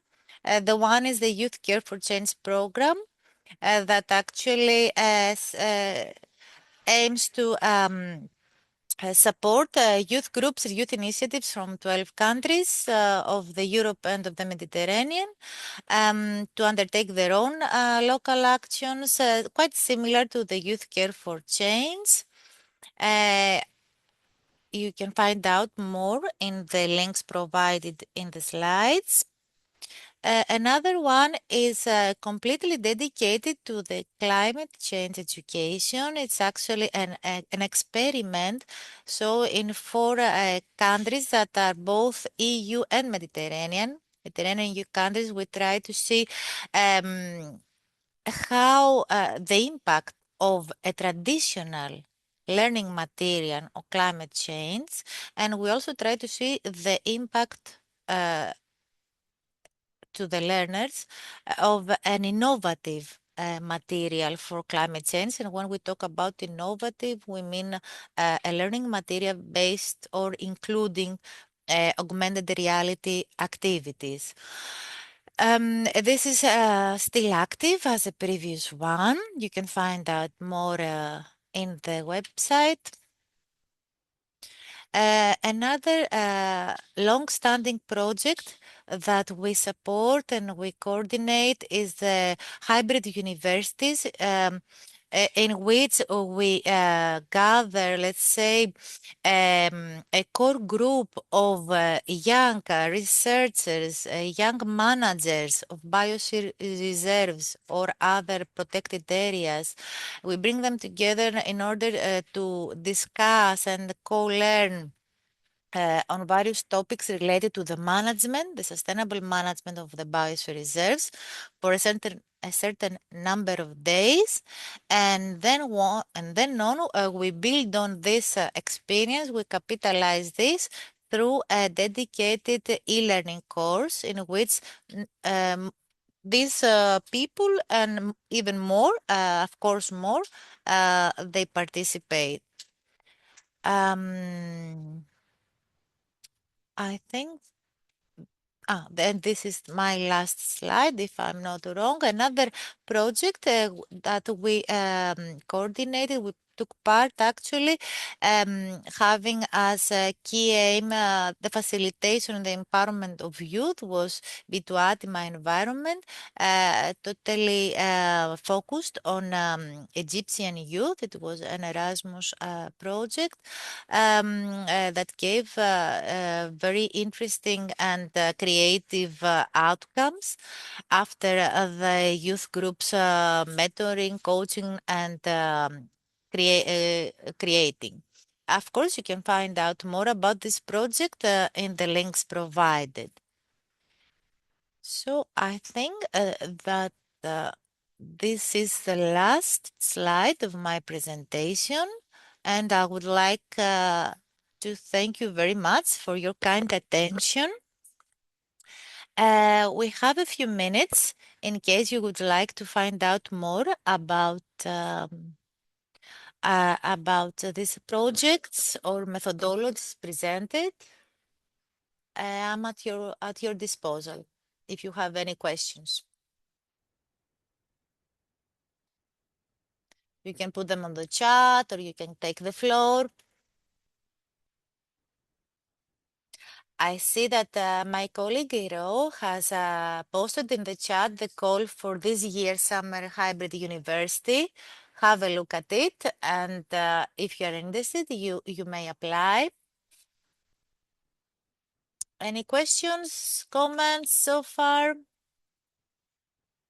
I hope that you are all there. You're still there. Okay. Right. So if there are no questions at this point, I think we can move on with more cases of youth-led and youth-focused projects that I'm really happy to introduce. So we can start next session about cases coming from Egypt, Italy, Greece, and Tunisia.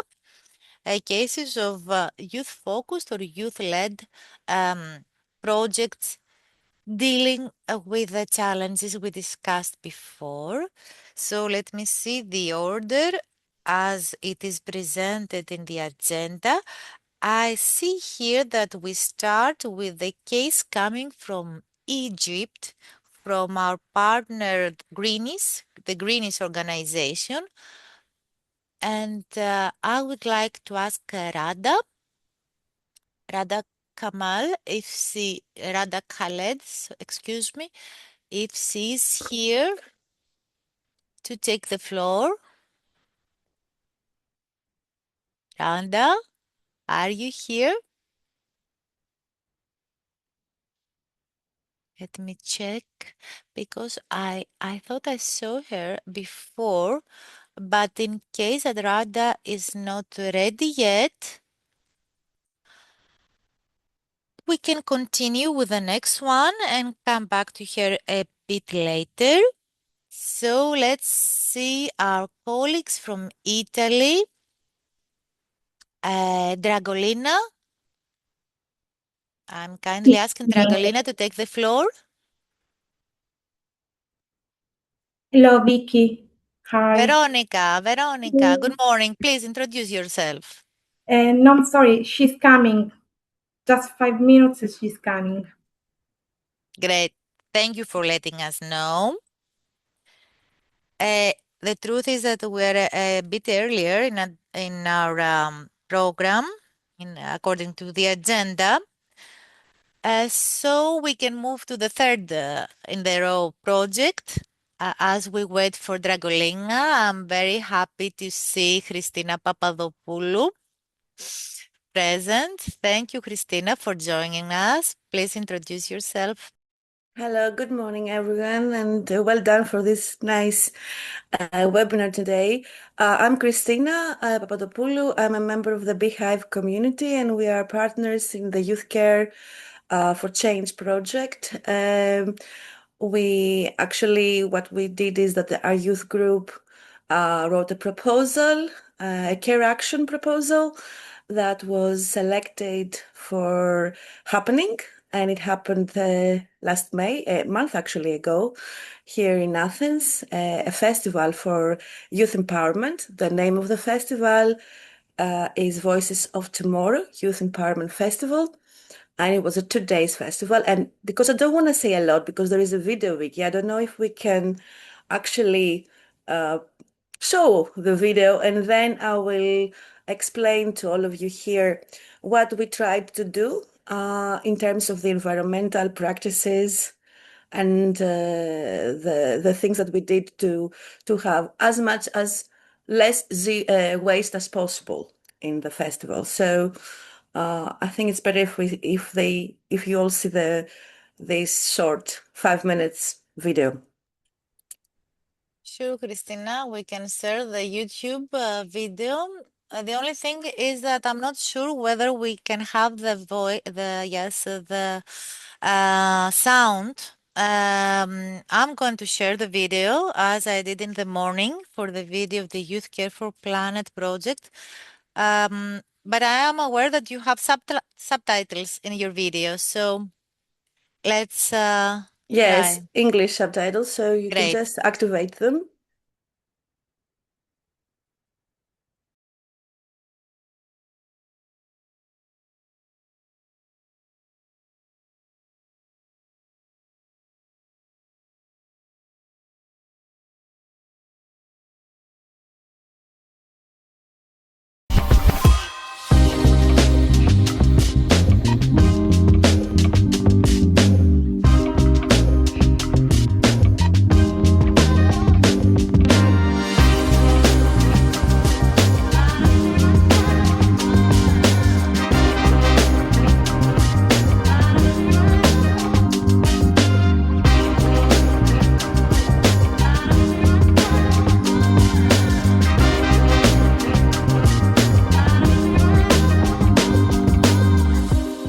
Το VOT Festival είναι ένα διήμερο φεστιβάλ ενδυνάμωσης νέων που λαμβάνει χώρα 16 και 17 Μαΐου στο Άλσος Περιστερίου. Οι διοργανώτες είναι η The Beehive Community, όπου σε συνεργασία με το neuronas.gr δημιουργούν αυτό το φεστιβάλ με υπηρεσίες προσβασιμότητας που είναι ανοιχτό σε όλες τις ομάδες ανθρώπων, άτομα με αναπηρίες, πρόσφυγες, άτομα από τη ΛΟΑΤΚΙ κοινότητα, οποιοσδήποτε μπορεί να έρθει.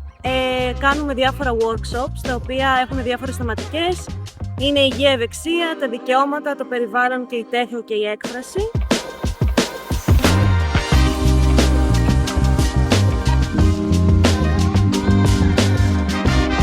Το VOT Festival για μένα είναι ένας χώρος και χρόνος που δίνεται στους νέους ανθρώπους για να δημιουργήσουν ένα φεστιβάλ που είναι συμπεριληπτικό, που είναι ανοιχτό, που αφορά την κοινωνική αλλαγή που θέλουμε όλοι να ζήσουμε και πόσο μάλλον η νέα γενιά ανθρώπων που αυτή είναι το μέλλον.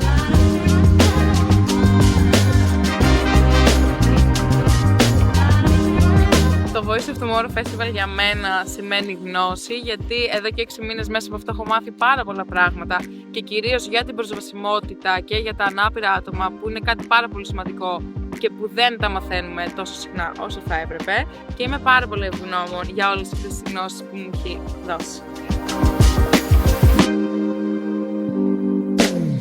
Για μας που έχουμε ξεκινήσει αυτή την προσπάθεια μέσα από την Beehive Community αλλά και για την ομάδα νέων μας στην Youth, είναι μια συγκινητική διαδικασία. Όλος αυτός ο κόπος, περίπου 6 μηνών, να βλέπουμε να υλοποιείται μπροστά στα μάτια μας και να αφορά κόσμο που έρχεται και παρακολουθεί τα εργαστήρια, τα βιωματικά, τα πρακτικά, και μόνο συγκίνηση, μόνο ενθουσιασμός, και θα έλεγα ότι ανυπομονούμε και για το επόμενο. Σήμερα λοιπόν νιώθω μεγάλη συγκίνηση και πάρα πολύ χαρά, διότι το φεστιβάλ το οποίο διοργανώναμε τόσο πολύ καιρό, έτσι το βλέπουμε να υλοποιείται και να παίρνει σάρκα και οστά σε αυτό το υπέροχο πάρκο. Και ουσιαστικά είμαι πάρα πολύ χαρούμενη, γιατί φαίνεται όλα να βαίνουν καλώς και είμαστε χαρούμενοι που μπορούμε να υποστηρίξουμε ο καθένας με τον τρόπο του τέτοιου είδους διοργανώσεις. Ένιωσα χαρά, συγκίνηση και ανακούφιση, γιατί είδαμε επιτέλους τους σκόπους μας, είδαμε τους ανθρώπους να μαθαίνουν νέα πράγματα, να συμμετέχουν σε workshop, και ήταν έτσι πολύ συγκινητικό. Και σε κάνει να νιώθεις ότι είσαι κομμάτι ενός συνόλου, Μου άρεσε πάρα πολύ να συνεργάζομαι με αυτά τα άτομα εδώ πέρα, τους εθελοντές και τους συντονιστές. Νιώθω ότι ανήκω κάπου κι εγώ. Τι κρατάω λοιπόν? Αυτό που κρατάω από το VOT Festival είναι το πόσο ωραίο είναι να συνεργάζεσαι με νέους ανθρώπους, να συνδημιουργείς από το κομμάτι του σχεδιασμού μιας δράσης μέχρι και την υλοποίηση. Κρατάω όλους τους νέους χαρακτήρες που έχω γνωρίσει μέσα σε αυτούς τους 6 μήνες. Όλα αυτά τα όμορφα πράγματα που έχουμε κάνει και έχουμε δημιουργήσει μαζί. Κρατάω το αίσθημα συλλογικότητας που νιώθω, διότι εγώ νιώσω ότι συνεισφέρω και μου αρέσει πάρα πολύ αυτό. Κρατάω αυτό το δυνατό πυρήνα, τον διαγενειακό, δηλαδή τα νέα παιδιά αλλά και εμάς τους λίγο μεγαλύτερους, που συνυπάρχουμε αρμονικά, που βάζουμε εμπειρία, γνώση αλλά και νέες δημιουργικές καταστάσεις. Μαθαίνουμε τη γλώσσα των νέων, συνυπάρχουμε και συνδημιουργούμε. Οπότε αυτό θέλω να κρατήσω, τη διαγενειακότητα και την ομορφιά αυτής της προσπάθειας.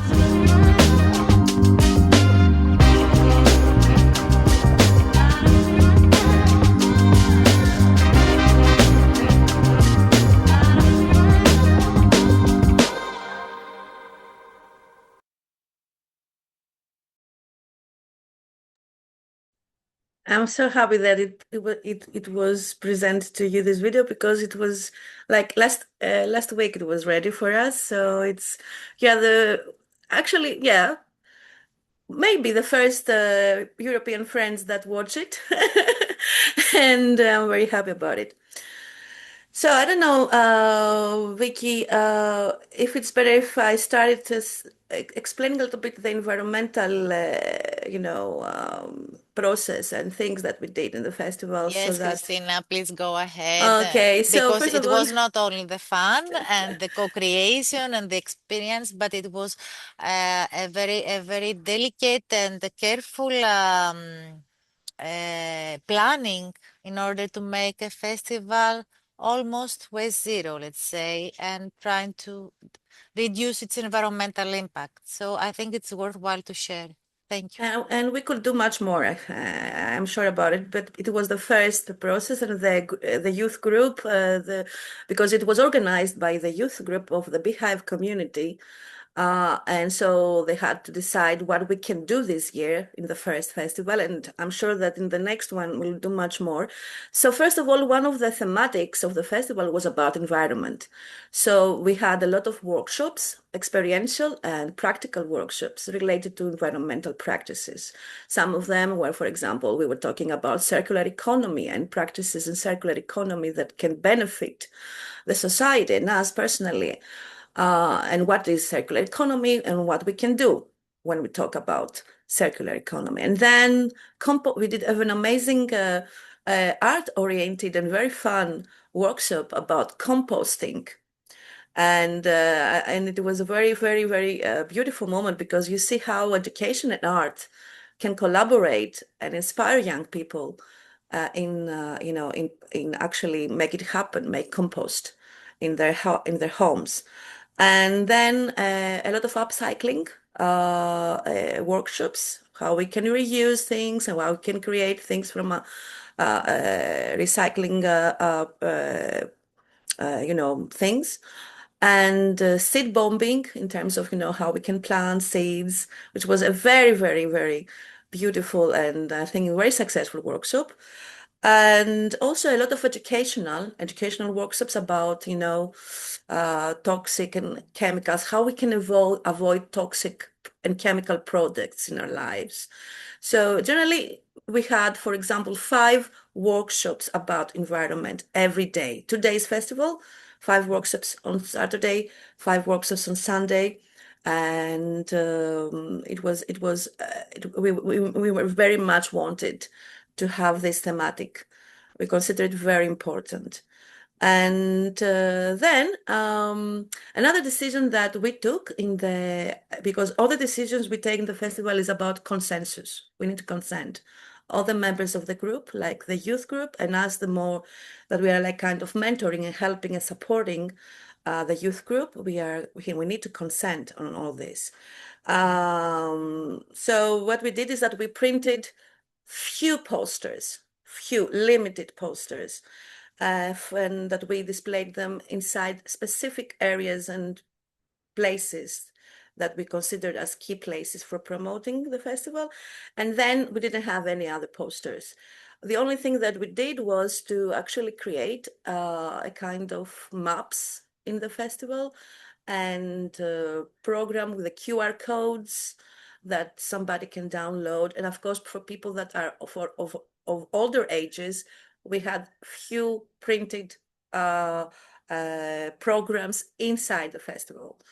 And we promoted the program only through internet, our website and the QR that we had on the spot.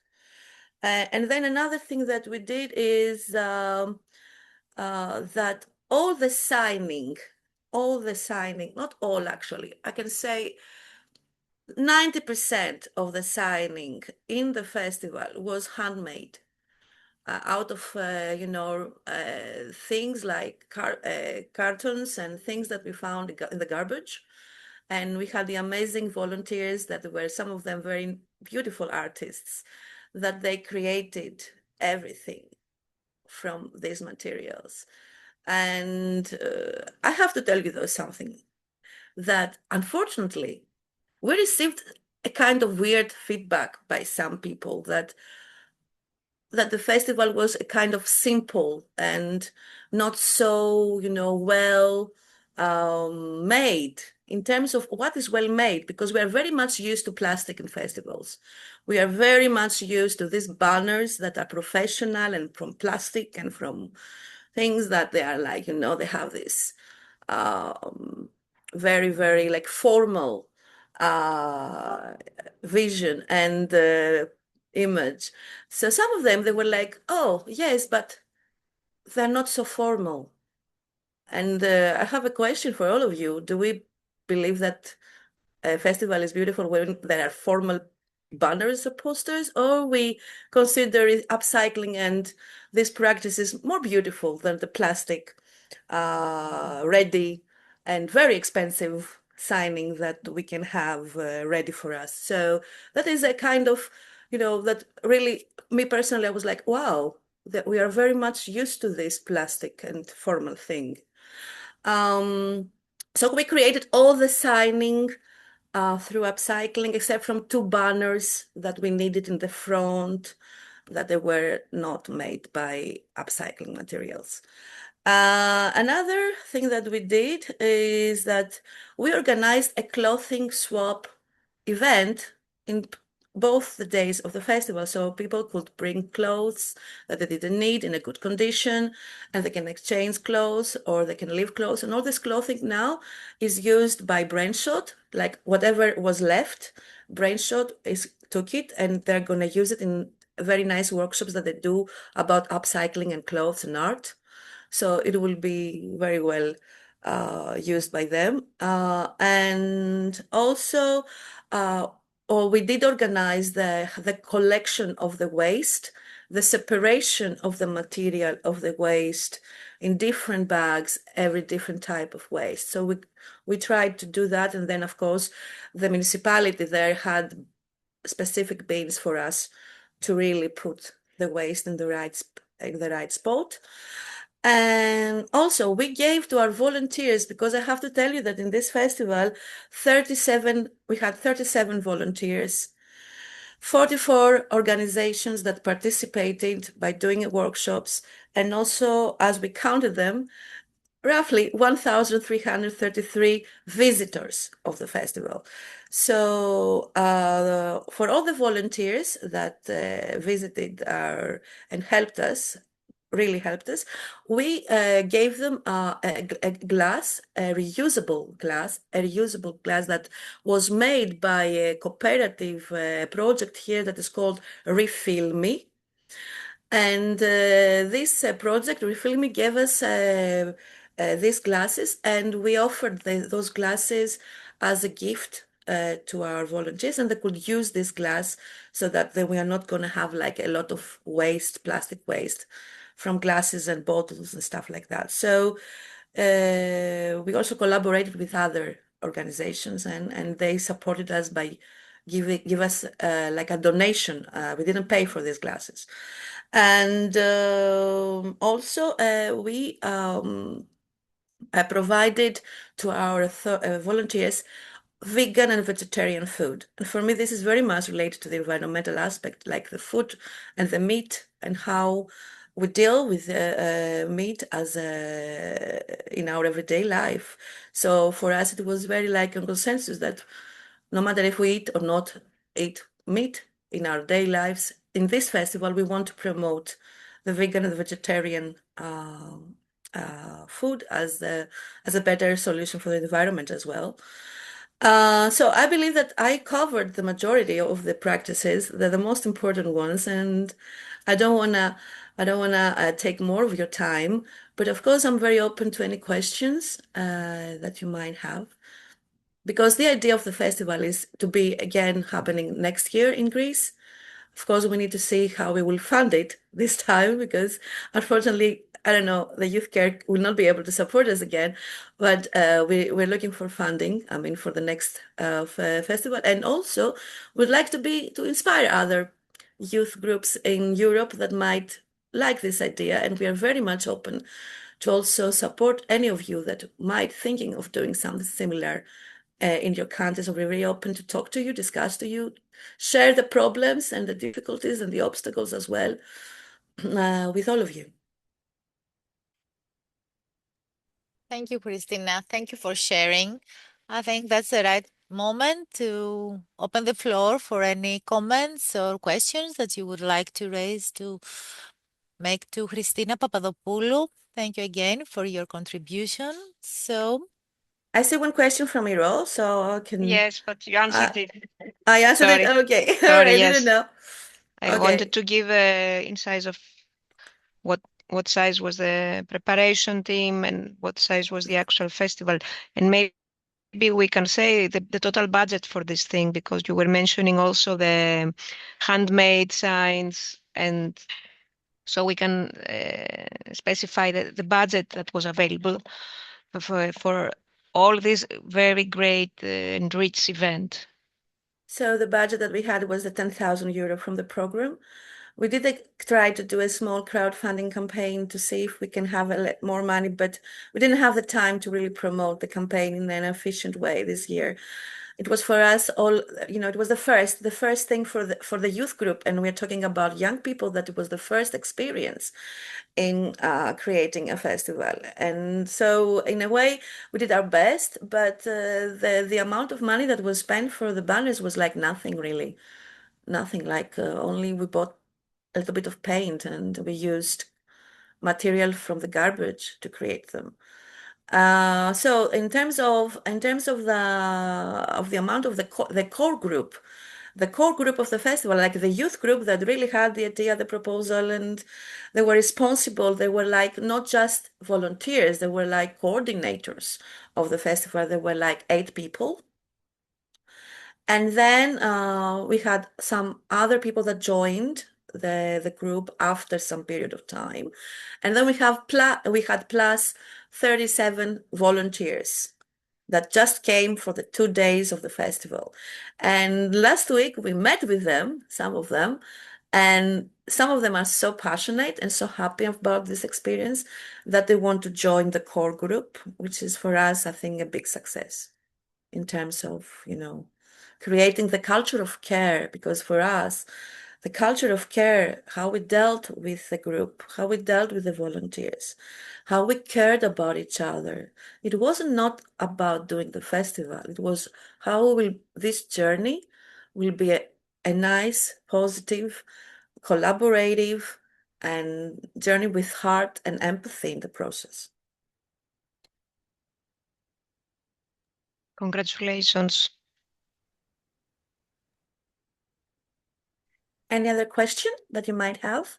and you may also add, Christina, regarding fundraising, apart from your grant from the Youth Care project and apart from your crowdfunding campaign, you had also some support from, as you mentioned, some companies like the one that offered you the refilled glasses and things like that. So this is also a nice idea how Yes, you we made also these deals, let's say. yes, and we didn't make deals without caring about our core values. We collaborated with cooperatives that are in the ecosystem of social solidarity economy, that we are part of this ecosystem as well, and also with Greek small companies that have no relation with wars or crimes or environmental scandals or things. So we very much our collaborators were very much in line with our values. So Refill Me is a kind of project, an NGO that is really doing good job offering these glasses to festivals and big events, glasses that we can reuse and then take the glasses at home and we use them again. Then we collaborated with Sinalis, which is a small grocery shop in Athens, that they gave us coffee and from Zapatistas community and products from small producers for our volunteers.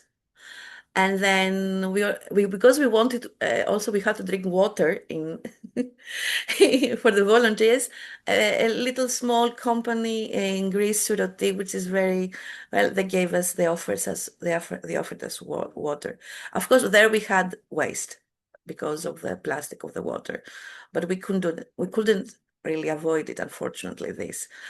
And then there were some small companies that they gave us some equipment or things. They couldn't give us for free everything, but they did better prices to us. It's like less expensive products for us, so that we will be able to be in this budget that we had. So very many skills for the youth in A lot of management, skills. creation, networking, crowdfunding, and How we take really decisions, this consensus thing, how we take decisions, how we collaborate in a way that is not hierarchical, but more about consensus. And I believe that I hopefully I won't be needed next year, because I see that my mentorship was okay. Maybe they will need me, maybe not. I see them more empowered in terms of being alone and take decisions without me worrying or so for me it is a success at the end. Although the weather in the festival played us a kind of bad game because it rained the first day, but what can we do? I mean, yeah, then we had also some obstacles, small, I believe.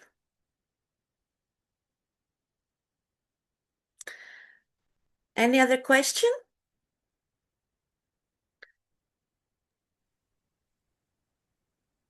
Just a thought. Yes, we have something in the chat from Veronica.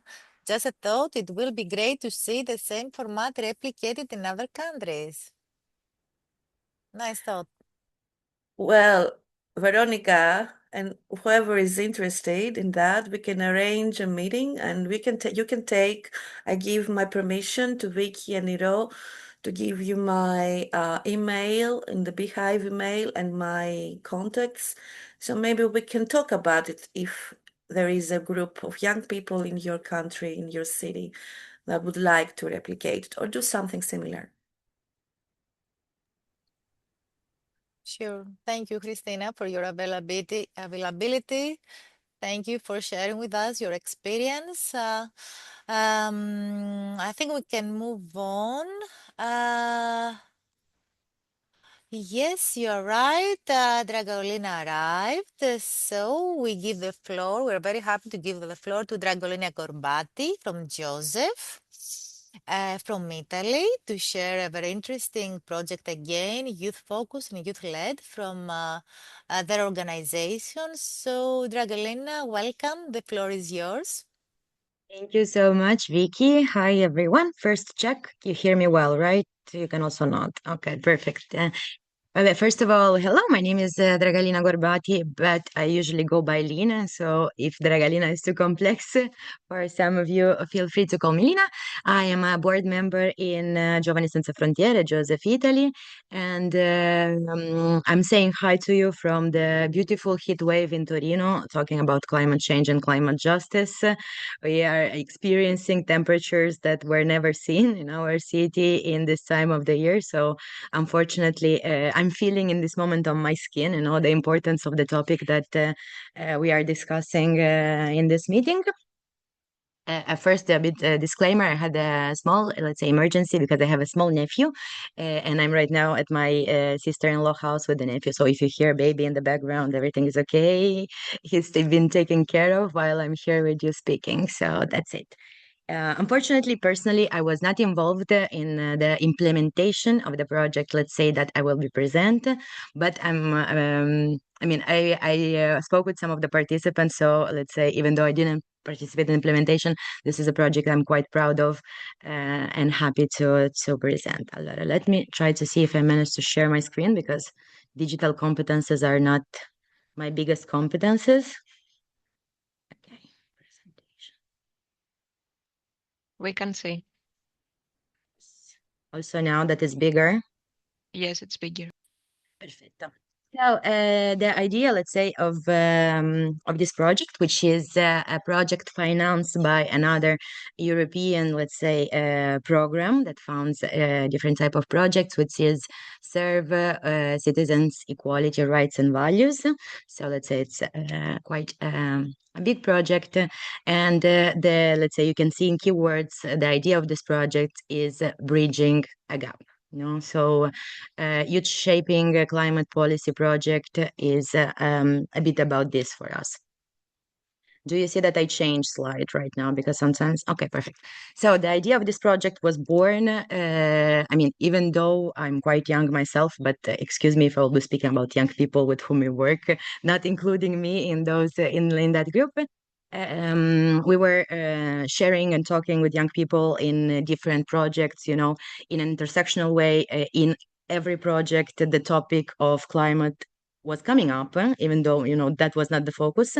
So we were asking ourselves, how is it possible that, also the statistics show that 98% of young Europeans are deeply concerned about climate change, okay? But then we were asking, how is it possible that then 82%, of the total, they are not aware of what the governments are doing or what are the policy frameworks regarding this topic. So they are, on one hand, they were, me included, actually very, concerned about the issue. But on the other hand, either there was no tools, either they didn't know how, but they were not aware of what's happening on the political level, on the policy level, on, on this way. Actually, as you can see from the statistic, only 6% are actually engaged in formal climate policy processes. Right now, I'm not sharing about, protesting, going on the streets or talking about it on social media. I'm just focusing specifically on the policy level, so being aware or trying to influence in a more structured way, let's say, the policy level. So the idea of this project was young people, are carrying and will care even more in the future the burden of this climate crisis. This is why also I was speaking about the heat wave, which is one of the consequences, not the only one.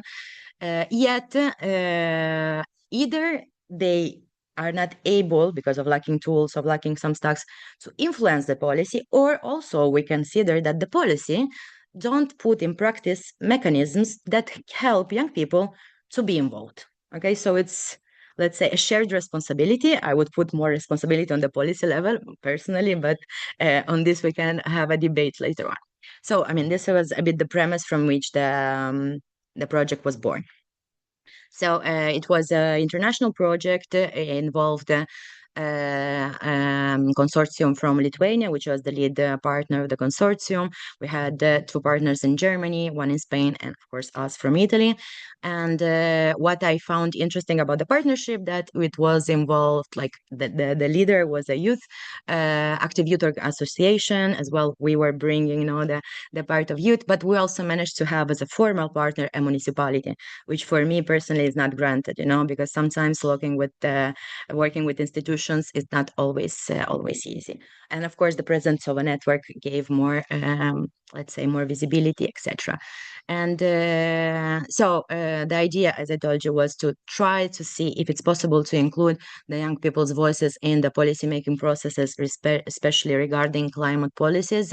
And the age of the target was a bit broad, but also because, different partners in different countries work with different target groups. So we include, as let's say, a larger target group. So from 16 years old to 30 years old on this. This is the range. So the idea also, I'm not going to speak about the European Green Deal, but it was also, let's say, try to influence also that aspect. So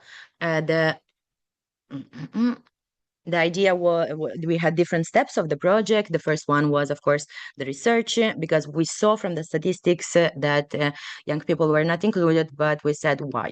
The question was a bit why, So aside from the things that some participants were telling us, we thought that doing a bit of research would have helped the future implementation of the project. So the research was a bit focused on this. What are the barriers? Why young people voices are not included? Why they don't reach the policymaking level? So yes. Then we had education, so translating policy into practical learnings, because what we found out was that one of the barriers was also the not being able to understand how policy level works. So how decisions are made, by whom the decisions are made, and also the language of policy is very complex. Also from me personally, but I imagine also from a lot of us, the policy language vocabulary is quite complex. So we had to try to help young people to get the tools to understand it, or together with young people to try to simplify it for other young people. So like the awareness and the understanding is big. Then, of course, what is important is establishing partnerships with also other institutions, because if we don't manage to reach the institutions, then, of course, I'm not saying that there is no impact, but still the impact is limited. Then, of course, we wanted to create a participatory spaces in which both young people and the institutions are put together for eventually the next step, which is fostering community action through discussions. So having a dialogue between the different actors involved was one of the main focus. And last but not least, of course, one of the most important is the action. So the idea was, after all this path, after the education and after getting the tools, let's try at least to influence, let's say, the climate policy level. So, okay, so I will not focus a lot on this. I don't know if you already know a bit more about, let's say, Joseph Italy. Maybe what is important from this slide for me to say is that Giovani Senza Frontiere, Joseph Italy, maybe you heard of it, stands for Youth Without Barriers. So one of the pillars is mobility. And actually, let's say, this project focused a bit on how to mobility of young people, as well as with learning and with the climate justice was one of the, let's say, important part of the project. So one of the activity that I heard was most enjoyed by the young people involved in the project, it gathered 30 participants, 30, I think it was around more or less closer to 40 than 30, but let's say 30 plus participants from Italy, Spain, Germany, Lithuania, and Romania. And it was an international parliament simulation. It had a place in Casa Pezena, which is our, let's say, headquarters where it's based. And what was interesting is that the participants, first of all, got to understand a bit the policy language, as I mentioned before, and then they tried to put themselves in the shoes of MIPs, commission representatives, and I don't know, the press tried to negotiating everything. And that was a very interesting moment for them to get to understand better a bit the politics. But also, I remember a lot of them were saying like, thank you, like the public speaking is also. Lena, sorry to interrupt, but we Yes. have a request from the interpreters. Can you Yes. please slow down a bit? Yes, sure. I'm Thank really you. sorry. Even though I was born in Moldova, in the Republic of Moldova, since I moved to Italy, I start speaking fast like Italians, and I speak fast in all the languages I speak. So if I start speaking faster, please tell me to be slower.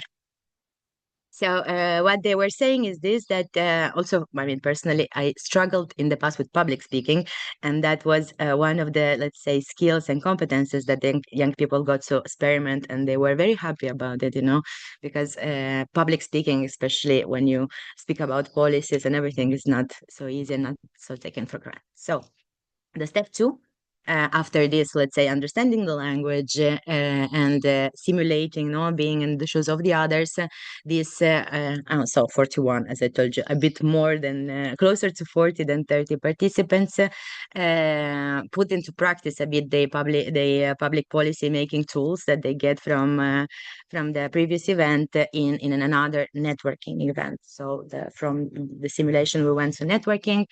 And in this networking, also, there was NGO collaboration, because, as I mentioned, partnerships and having allies whenever you want to make a bigger impact is quite important. So there were some experts from Legambiente, which is, I don't know if all of you know, but it's quite a huge NGO focusing on the topics that we are mentioning here in Italy. And Fridays for Future, I imagine I don't have to explain, because it's an international movement. So also these experts shared their methodologies and brought a bit also the perspective and let's say more of the topic of the project inside. Then let's say there was also the institutional level. We managed to have people from the council, from the city council of Casapesenna, where our quarters are based. So let's say the young people try to also have this dialogue with the institutions, which is not always easy, because if you worked with local municipalities, especially in, don't want to say small cities, but in general, they just come to shake the young people's hands, maybe take a picture, and that's a bit sad. But in this moment, we actually managed to make an actual debate, so the young people are able to bring their ideas, and this is something we are quite proud of. Also, Vicky, I don't know how much time I have, so if I'm going to just tell me you I have 1 think minute and I wrap up. you have less than five. Less than Okay. 5. Is it okay? Yeah, perfect. Yeah, just let's say going to the step number 3, we were thinking of building some sustainable platforms. No, so where the young people got the skills, the tools, they saw the experts on the topic, they spoke with the local policymakers. But I think, all know that if you don't make something sustainable, not just in the climate, and from the climate perspective, but also from durability, creating a place where the young people could continue to meet or to talk or to exchange, the impact would stop at a certain point and nothing will go on. So then we had this community forum, always in Casa Pesenna, and with 33 participants, authority, resources, let's say youth came together and continued the conversation on the topic. So the idea was, in this case, to all together change. Sorry, also English is difficult this morning. So to switch from the top down perspective, so, like the policymaker would give everything without hearing the voices of young people, to try to be it opposite, no? So to take some insights from the young people and then to transform it into policies and everything. So, and then institutionalizing, let's say, this forum, we thought that will create actually a sustainable moment. So hopefully this forum will not be just once in a lifetime, but will continue. So let's say the idea was when we started the project was a bit high anxiety, as I was mentioning, isolated protest, because you remember, I am not saying that young people don't do anything. It's just that actually some of the biggest changes are made. We all know, I believe, in the policy level, on a higher level, and we have to influence that. And so the project participants they were informed, first of all, then they got the competences, they were able to negotiate, they tried to have a seat at the table with the local let's say institutions, as well as with bigger NGOs, no? And we hope that this will, let's say, I mean, for sure, for the participants that were able to go through all the process, had a bigger impact. But we believe it's a good methodology and practice that I would like to share. So, as I mentioned, the young people acquired competences, skills, they learn how to debate and everything. So then there was the establishment of local climate action plans.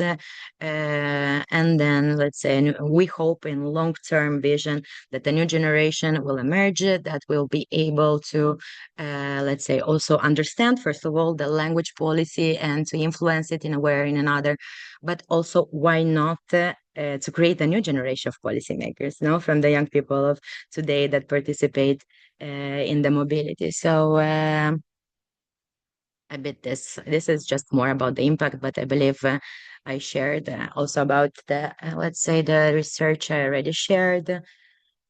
So the cooperative learning, I mean, I anticipated my slides, so I already shared with you almost all the information, but just the final message a bit to as a small call to action. I don't know actually very well the background of the participants, all the participants at least in this call, but it always, our idea is to encourage people to support the local youth forums, if you have them, the local youth centers across the Europe, and try always to create this bridge, because maybe not all of these important youth institutions are able then to connect with the policymakers. And at least in my personal, but I believe I can speak for the experience of my organization, that actually, we can see change if we also try to influence these policy levels, because I don't believe it's going to be easy that the policy level would come to us, and say, okay, so now what do you would like to have, or what do you like to do? So I would love the world to be like that, but in my experience, it's a bit sadly not like that. So I will not use other words. And I'm dying of heat. I'm sorry. I wanted to be pretty in the video, so I put my hair down, but it's not a good idea with the heat wave. No worries, Lina. Thank you very much for your presentation. It was a lovely project. It has ended, right? Has Yeah, I think it's concluded now. towards yeah. Towards the ending. It's very interesting to see how you can really engage the youth in shaping policies and really learning how this goes and simulating things. And just a short question, I might have skipped it or missed it. We're talking about youth aging from 18 and older, 18, or we also talk about teens, let's say 16, 17. Do you remember It that? was also 16 and 17. I don't think they were Ah, the majority of the young people involved, because I think still, in general, at least in Italy, I don't know how is it in other countries, working with minors, especially when you have to move them, it's not so easy. But I believe there were young people also aged 16, but for sure the majority was 18 plus. that's great. That's great. Even if you have included a small group of 16s and 17s, it's super important. Yeah.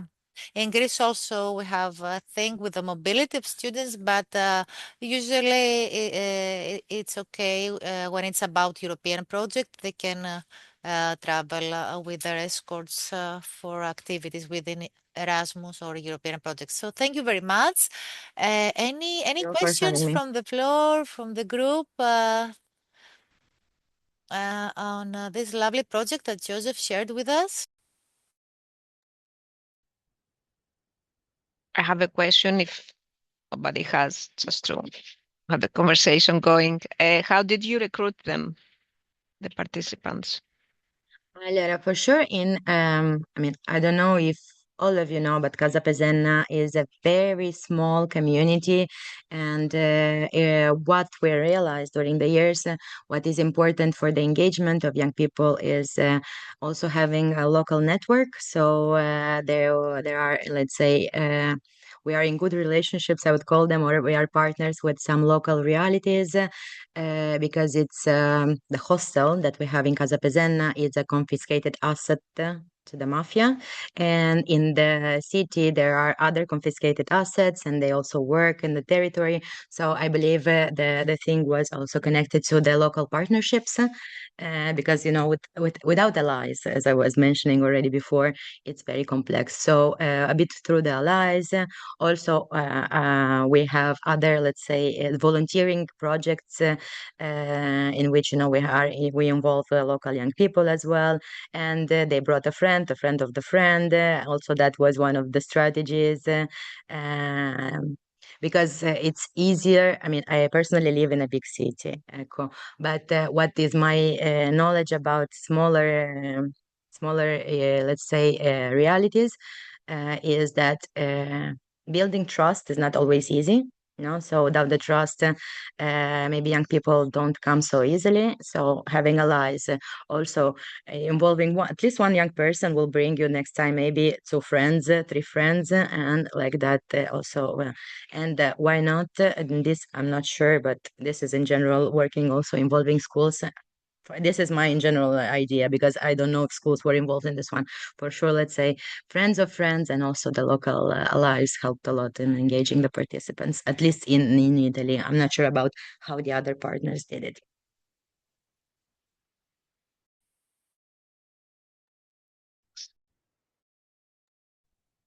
Thank you, Lina, again for sharing. Any other comment on Dragalina's presentation before moving on to the next one? You can take the floor, you can write in the chat. You can also comment that I speak too fast. Some of you have to interrupted me before because I move fast. I'm sorry. I think that the interpreters really managed it, so no worries. But yes, please keep in mind for the next speakers, panelists, the pace of your talking, in order not to make things so hard for the interpreters. Right. Thank you so much, Dragalina, and the whole group of Yeah. Joseph and the people from Joseph who are joining us today in our first webinar. And I'm really happy to see now Randa from Greenies, that she really can make it. Randa, thank you very much for your time and your efforts. You're very welcome. The floor is yours. Thank you so much, Vicky. Hello, everyone. I'm really sorry for joining late, but excuse my being late a little bit. I had a small accident, a broken finger. So it makes me I'm running a little bit, and but I'm very happy to represent for you today Greenish and what Greenish is doing, especially one of our very close project to my heart, Greenish Clubs, that I have been the communication manager for the past 5 years for Greenish Clubs. I'm now sharing a small presentation. I hope that my fingers will not uh, denied me. If you like, you can share it with me and I will, I can share. I can share. I can send the You Canva can link right now. send it or as you wish, in order to help you. Yeah, thank you. I appreciate it a lot. Thank you. Here we are. Yeah.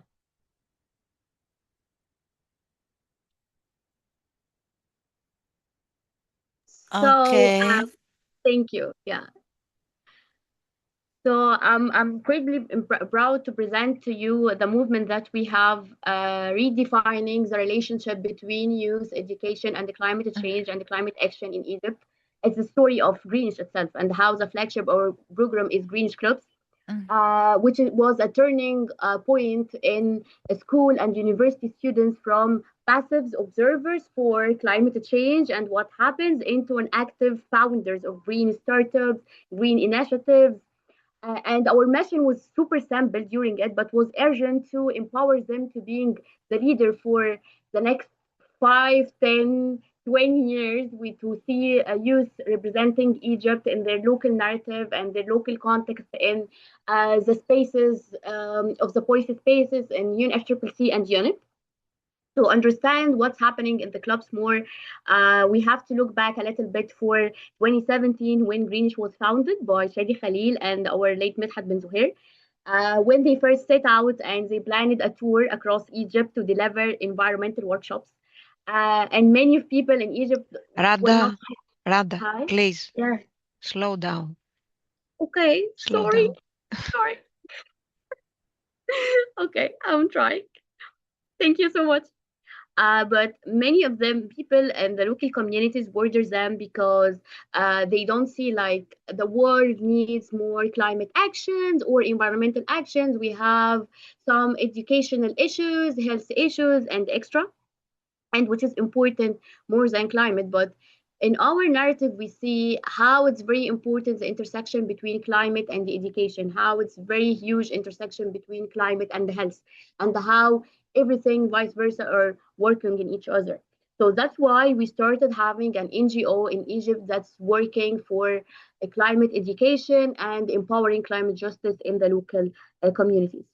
And when the pandemic corona came in 2020, Greenish, because we are working on the physicals in يعني, the physical events, we wasn't like familiar with how we can making things online and how we can make things remotely. The idea for Greenish clubs came. So we had a gap, a huge gap in Egypt for the climate education materials and manuals. Lately we don't have like in schools, children are not familiar to have like a subject called climate action in your school or climate action in your village or climate action in your town. The answer came for Greenish clubs is we have to prepare some kind of manuals. This manuals is based on activities, based on theoretical theory, based on some simplification for what actually climate change is meaning. So we prepared 7 manuals. Each manual works on a different topic: waste management, public health, energy, water, what's climate change itself, and things related to policy. And we started to trying a first trial of having a capacity training for youth in schools and universities to start learning more about climate change and how they can amplify this in their spaces. So the idea of the clubs is we have like preparing a capacity building training for 25 students as it was in 2020.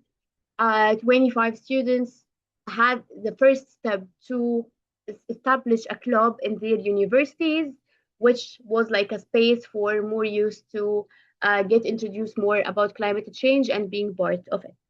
And the first trial was this project. We sat down together and we said mainly would be like just only 1 year. And like a funny thing is I was the first volunteer in the Greenish Club. So I just thought like it just won't be like 1 year project. It has to should be continue. And here we are. We have like a 5 years of Greenish Clubs today. So being empowering youth more to have some kind of materials that help them in Arabic and in their local context, and they are starting taking this into further steps. So we have today like more than startups in based on our manuals. We have today more than 25 initiatives in different governments in Egypt based on our manuals. We have today more than 2,000 students in universities and more than 35 clubs in Egypt are based on the manuals we have prepared. And we had like some, for sure, issues to having the idea of sustainability for those clubs, and the issues comes from the communication itself, like how can we are bringing the idea of people to giving them the responsibility and giving them the sense of responsibility they Sorry have to interrupt you. This is Vicky. Do you want me to change the slide or no? Oh my god, I forgot about slides, I'm sorry. Just think asking. I think it worked. I moved into slides. Maybe you can like just moving it Yeah. and just, yeah. So I think we are here, or I don't know. No, Yeah. somewhere in the club. Some Yeah, here. it's for our current projects that we are working on. That's what I'm coming to it right now. So the Let me know, communication, yeah, it works. Thank you so much, Vicky. So when we start working on Greenish Club, so the idea came a little bit to why we are just working on the climate education, why we didn't start working on climate arts. That's why we had a BIATI project. So it's a small camps for some youth to gathering together and having found the relationship between the connection between the human and nature and environment, and how can we integrating art in it. So we see like many of waste management projects. We see like most of the youth are working on recycling of their things. They are introducing these principles into their community, and it was like a very helpful thing when you trying a different methods to working with youth. So working with youth, even I'm still okay. I'm not a youth anymore because I'm 27, but I refer myself not a youth. But working with youth is very challenging and tricky. So pushing youth to be from like someone who is just receiving information to be someone who has to act and to be a local actor in their community. This is the hard things we have. And then we got like an idea of the climate adaptation lab. The climate adaptation lab, so when we are preparing our stakeholders and right holders mapping, we found this. The idea, if we have a very wide space of movement for youth to work, we need some kind of NGOs and civil societies to be more integrating to support them. So the idea of the lab come here. We had like different workshops for different NGOs in Egypt. We was helping them how they can prepare materials and they prepare some kind of capacity building trainings for their employees and for their people to developing more about climate information in local context. And then we got a different idea for greenish clubs. So just not only being with students in universities and the school, why not we are going with teachers? That's why we got a green clubs project that published last year with GIZ. We working on teachers and we help the teachers to understand more context about climate policy, what's happening in the policy spaces, what's happening right now with our what's happening with our indices, what's happening in our how we can improve our relationship with the students related to climate. And some extra things we have also the fear wheel, which is our I can say it our local and very local action because we are working on the shore, which is a small village in Giza, beside Cairo. We have been working with the community people there and to find the intersection between the waste, health, and the climate change, how they affect women and children there. I think we can go to next slide, please, Vicky. I think this will be my last one. And for the communication itself, which is okay, I will be a little bit biased because I have been working on with some of these campaigns, but I see when we got some real challenges in Egypt related to some things related to our biodiversity, so things related to the climate injustice, the hate waves that we have in Egypt right now, we see how we can integrate youth more in the space of climate communication because I believe climate communication is the key if you want to simplify things easy or make it harder. So that's why we have been working with different youth on how they can develop a campaign. We had a campaign about the climate injustice, how we can think in this one region the climate injustice appears with different contexts.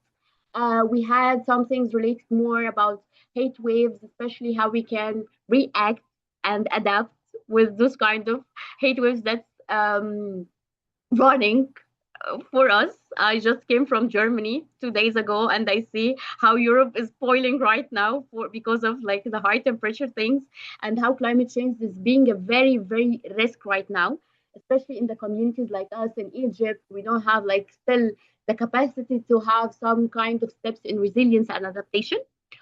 So basically, simplifying how we can, if I can say it, how we had a youth lead movement organization. We was trying to turning our knowledge, because all of us who people is working in Greenish, the knowledge we had like was on myself, so ourselves, like we have a self-learning opportunities.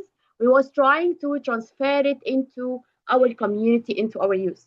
And that's why we had greenish clubs, we had green clubs, we had the Ati right now is running, and Youthcare4planet for sure is that giving us like a different context for at the Mediterranean level. So yeah, that's it.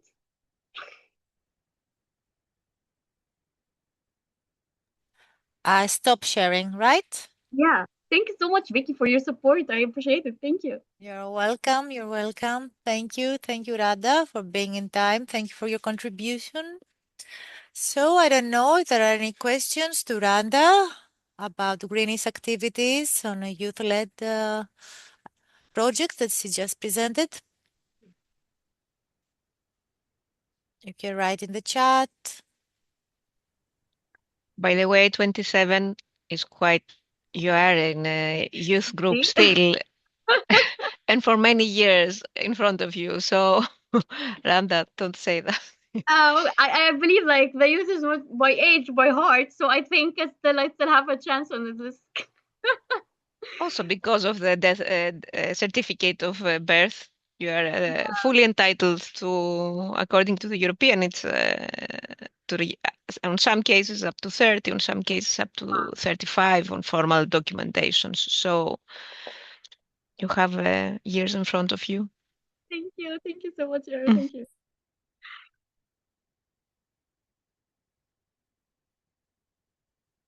I can also leave my email here if just someone found like a question or something. Just please feel free to email me.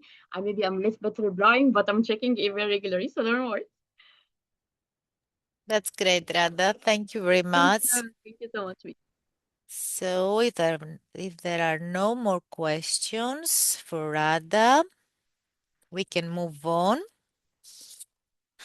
We can move on to our program with Mohamed Wahabi from My Debate, Tunisia, one more partner of our project. Mohamed, thank you for joining us today, and thank you for your availability to talk about what is actually happened within the project under Work Package 3, but more will be shared from Mohamed right now, and he has a lot of interesting things to share with you. So, Mohamed, welcome again, and the floor is yours. Thank you very much. May I share my screen? I think that you can. Let me know.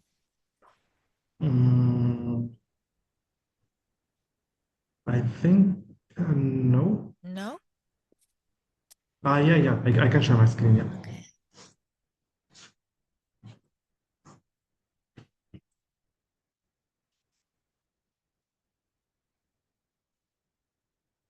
Okay, so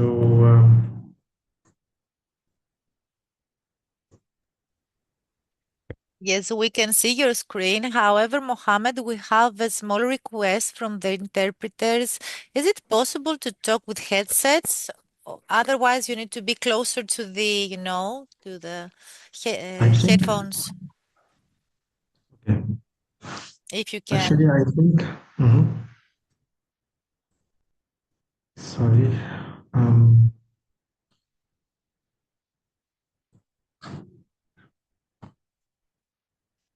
Okay, so I'll try to be close to the mic so my voice will be clear. Okay, good. So, hello everyone. I'm very happy to be part of this webinar today. Thank you very much, Vicky, and all the team for this effort. Okay, so my name is Mohamed Wahibi. I'm a project manager at II Debate. So let me. Mohamed, you need to talk also louder, please. Okay, good. Sorry. Thank you. Okay. So I'm about to introduce myself. So I'm Mohamed Wahibi. I'm project manager at II Debate. So let me briefly talk about IA Debate. IA Debate is a Tunisian NGO established in Tunis in 2013, and we operate across all 24 regions in Tunisia. So within the Youthcare4planet project, we are mainly responsible of the work package 3, while we also actively contribute to work package 1, 2, and 5. In Tunisia, we are implementing the project activities in close partnership with Enactus Tunisia. And the main target regions for the project in Tunis are Sousse, Gebes, and Jandouba. So we are targeting northern Tunisia, center of Tunisia, and southern of Tunisia. Okay, so our first activity, part of the program, was to develop a consolidated national mapping of organization and stakeholders that work on climate change issue, environmentals, and those kind of affairs. Through this process, we identified more than 135 NGOs, 10 public institutions, 5 clubs, and 5 informal groups. And this mapping remain open and will continue to update it throughout the project. And all mapped stakeholders will be invited to participate in our upcoming activities.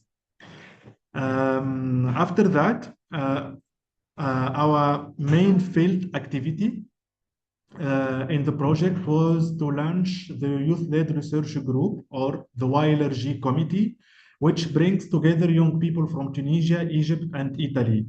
Following a selection process that we did starting from January, the selected youth participated in a training program covering the care methodology, climate change, facilitating group discussions, and also campaigning skills. In total, we had 45 young people completed the training, divided as following: 17 from Tunisia, 15 from Egypt, and 13 from Italy. So after the training, those young people, the YLRG members, started implementing focus group discussions in their respective regions. They invited representatives from NGOs, public institutions, private sectors, and youth organizations. All of these were invited to discuss local environmental and climate-related challenges. For example, I'll share with you some numbers. In Tunisia, we organized 8 in-person focus groups, while in Italy, we implemented 3 large online focus groups. Through these discussions, more than 30 participants were engaged in Italy and more than 72 participants in Tunisia. As a result, 26 NGOs and local actors and private sectors were identified to participate in our next steps of project, mainly in Tunisia. This selected NGO will benefit from an online training program, which the Mayo team, I believe, will present in more details later on. More details about the online training program, part of this webinar. And for sure that our YLRG members will also support the NGOs by helping them access the online platform, the follow-up, and mentoring them during the learning journey. So once the online training will be completed, the participating organization will be invited to join our local Coffee Talks in the targeted region. So in total, we estimate to organize 40 Coffee Talks divided as 15 in Tunisia, 13 in Egypt, and 12 in Italy. And those discussions will help us to develop 8 green local adaptation plans. So this 8 lab will respond to the specific environmental and climate change challenges in each region. Afterward, we will organize as well 3 national brainstorming sessions, 1 in each country. And those brainstorming sessions will involve together youth participants from our YLRG and also our partners among and across our targeted region to propose initiatives linked to the prioritized and the identified local adaptation plans. Then, starting from October, we will launch a call for proposal to support local initiatives that directly respond to those local adaptation plans that we developed throughout our Cafe Talk discussions. So as a result, 16 initiatives will be selected across the 3 countries, and we'll prioritize or let's say that priority will be given to organizations that have actively participated in the different stages of the project and followed the whole process. In overall, that's all regarding our work package 3. We are now actively working with our YLRG members to plan and to contribute through the online program process. And just after it, we'll be starting our Cafe Talk discussion. So that will be our direct next step, let's say, after the online training program. And at the same time, as IA debate team, we are now working on the planification and the schedule of our visits to our targeted regions. And it will be also an opportunity to film 2 storytellings videos. So the idea of the 2 storytelling videos is to focus and highlight our targeted regions needs and also our YLRG members from those targeted regions to talk about our intervention and also to discuss this area's needs and expectations from the program. So those 2 storytelling videos, we estimated that we can like present them part of our brainstorming sessions that will be at September, end of September and the start of October. And that will be following by 4 other storytelling videos divided into 2 other just in the start of 2027 and 2 final storytelling videos that like will summarize the overall intervention and project in Tunisia at the end of the project at the end of September 2027. So that's it from my side. I tried to be brief. And thank you very much for your attention. And I hope you will enjoy the rest of the webinar and learn more about the online training program from the next speakers. Thank you very much.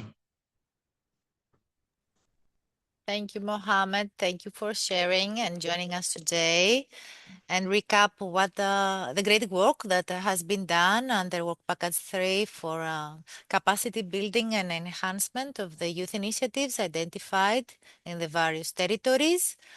Would you like stop sharing in case that you don't want Yeah, to sure. share Thank you anything very much. else? And I give the floor to you now, participants, for any questions or comments that you would like to pose to Mohammed. Please go ahead.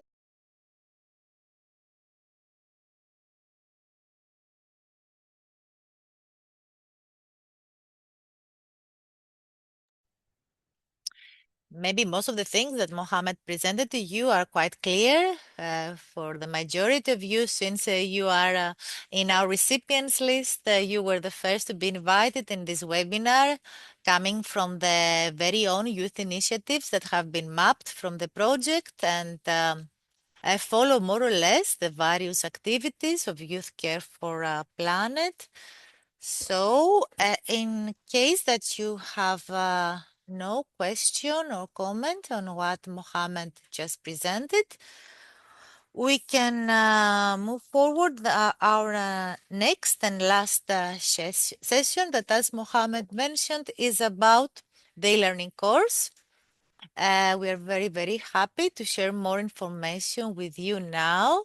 The course is on air finally.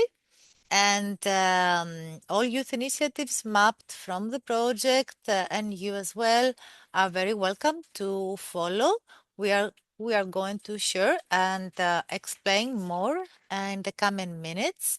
So first, let me share my screen and just say one more time that this webinar was the first part, the synchronous part of the digital capacity building of the project. And now we are moving forward to the next part, that is the asynchronous e-learning course that you are all very welcome to follow. So without further ado, just before closing, let me navigate you through the course. So, just to share once more my screen. Okay, we'll start with this. And just before sharing, I'm adding the URL in the chat. So this is the web address of the course. Let me copy paste it in the chat. And if you click on it, you will see this. Do you see my screen? Do you see my screen? Great. So this is the landing page of the course, and what you really have to do in order to get enrolled is to sign up. This is a very, very easy registration, following all the requirements of the project, of the necessary data that we would like to have from you, and fully respecting the GDPR rules and so on and so forth. So as long as you will create your account, you will sign up. A confirmation email, you will receive a confirmation email in your inbox that you just want to click again and will redirect you to the course. So when you will do it, please make sure to check your inbox or your spam folder. So as soon as you sign in, this is what you see. I have just logged in as a learner. Do you see the screen? Okay, great.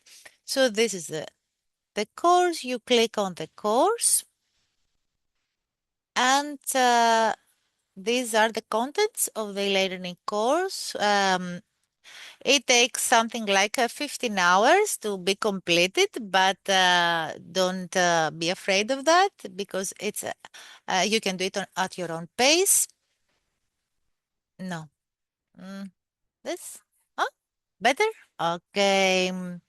So here you can see all the contents, introduction, our first initial test. It's not so hard, no worries. The first module is dedicated to environmental challenges. The second is about sustainable development. The third module is dedicated to the care approach and examples of projects based on the care approach. The fourth one is about awareness raising, public engagement, and education. And last but not least, the fourth module is on policy frameworks. This afternoon, we will also add in the last module the video from our webinar, and everything will be completed. However, registrations are open. So let's go through it. If you click on the very first chapter, you just click start. It's the introduction. I can make it maximize the size, and be a little bit patient. The content is loading. Do you see now the introduction chapter? Yes, you will see now the first chapter, the introductory one. I hope that you see now. Ένα μου είχε ανοίξει.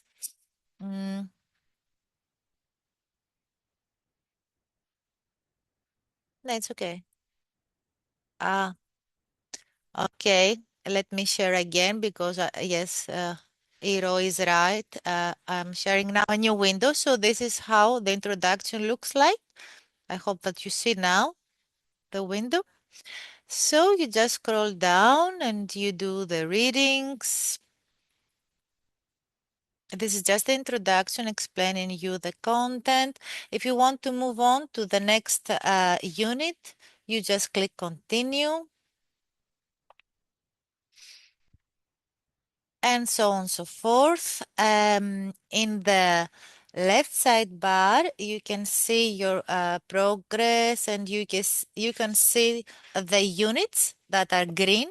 it means unchecked, it means that you have completed them. So you move on with continue.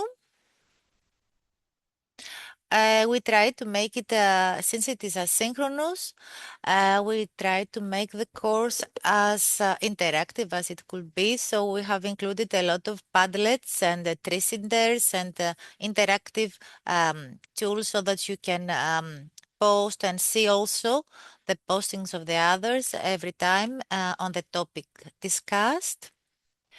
And once you fill this, you fill the first, let's say, unit, you need to close the window. I need to share again because I go back to the platform. So when you finish the first unit introductory video, this is what the platform will say to you, completed, let's continue. And then again, continue, you click on continue and you do what is next.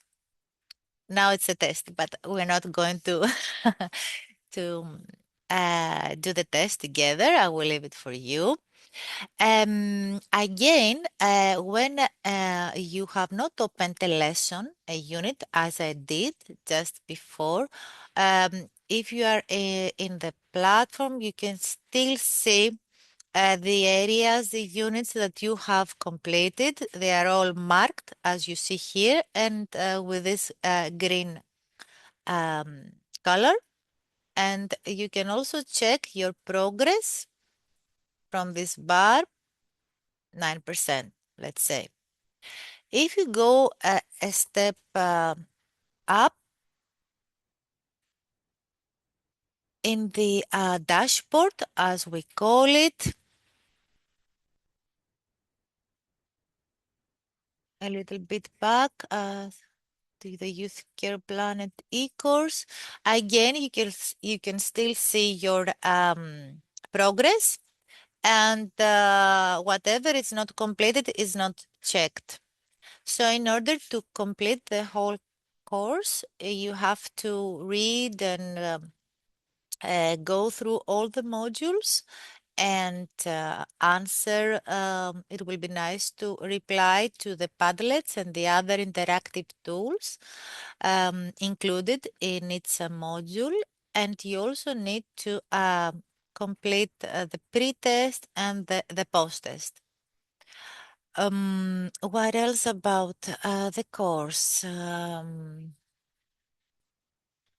Yes, thank you very much, Iro, for reminding me that as soon as you complete successfully the whole course, you will download from here. There will be as this sign. You will be able to download your certificate. So a sign like this small circle will appear here, and you will just click on it, and you can download also your certificate that is signed by MIO, of course, and the UNESCO chair on ESD that Professor Skoulos holds in the University of Athens. So this is more or less, you just enroll, sign up, check on your inbox or your spam. You can reset your password because the platform most probably will send you a specific password. And as we usually do, we reset the password. We put a password on our own, and then you start navigate and exploring the various chapters. Maybe we can see one more chapter about, I don't know, environmental challenges. Let's see module 1. I click now on module 1, again start. I will stop share and share the pop-up window. A pop-up window is opening.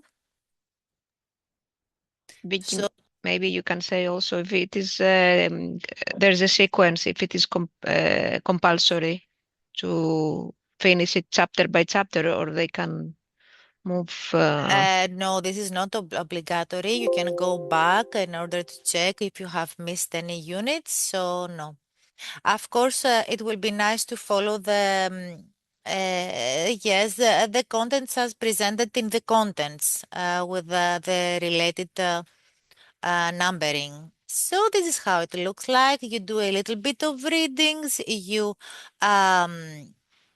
let us know in the interactive tool. You watch some videos embedded in the course. Welcome Sorry, one more video of Professor Skoulos, just to let you know that all the videos are in English. However, given that they are also uploaded on the YouTube, you can also click on YouTube, and if it's hard for you to follow it in English, you can just follow it with automatic captions. And this is how it goes. Continue, click and continue. Videos, questions, and things like that. As you see in the left sidebar, whenever a unit is completed, it is marked, it is checked, and has a new green color. Okay, that's all from my end. I'm going to stop sharing now and reply to you if you have any questions. Of course, we are at your disposal. Whenever you start the course, you can send an email to me if it is about the content, if it is about the technical issue, MIO and our IT expert with whom we are collaborating for this project will be glad to assist you. Is this course designed only for the young people engaged in our 4 countries, or it is public? I mean, we can invite through our networks people outside. For example, Mohammed was talking before about focus groups. So if we can invite people outside, the ones that we have talked already to about the project, to follow it. Thank you, Iro, for your question. Maybe I skip that.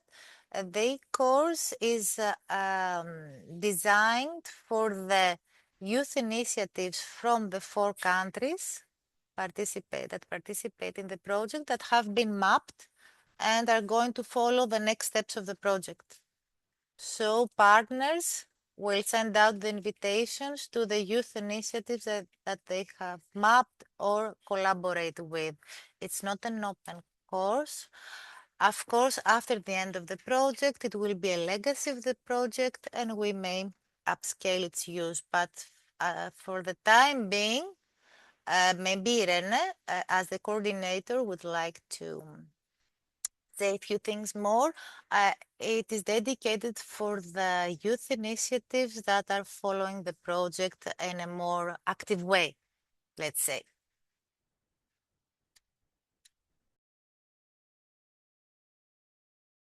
So we will have a link, I guess, if it is something that is for them and it's not public, we cannot search it for it in a public space. Probably you will send the Yes, so this link is organizations. shared now amongst us and then only among the partners to be forwarded to the youth groups. We are not, for example, in MIO, we're not going to make an open call. It's going to be very selectively.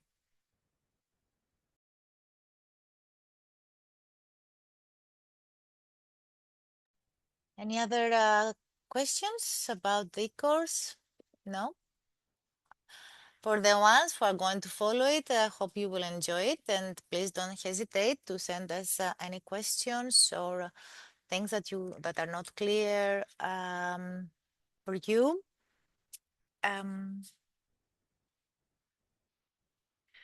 I don't know, the team from the project's partner, Cospe or Joseph or Greenies or iDebate would like to take the floor since we are about to close our meeting.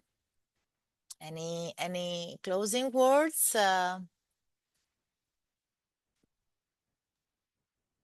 I don't know if I may jump in.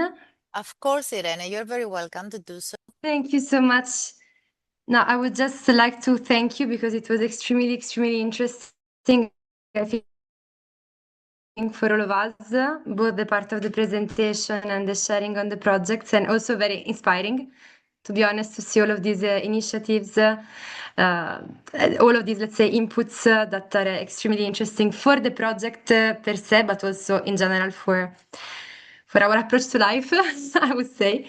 So I just wanted to thank you sincerely for organizing and thank everybody for attending.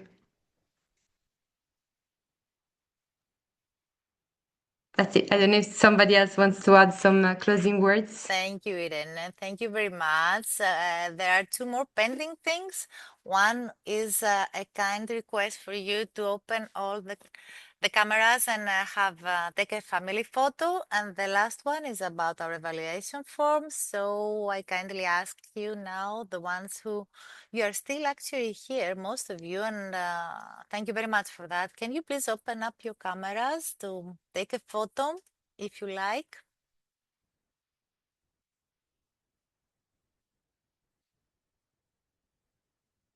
Ala, are you gonna make it? No? It's okay. That's great. So, last but not least, before saying goodbye and thanking you for one more time, I'm going to share with you a short, very short evaluation form about these webinars. Please spare a minute to complete it. So I will show you now the QR code and then I will add the link in the chat.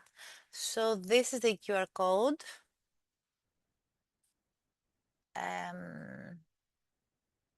I will leave it for a minute.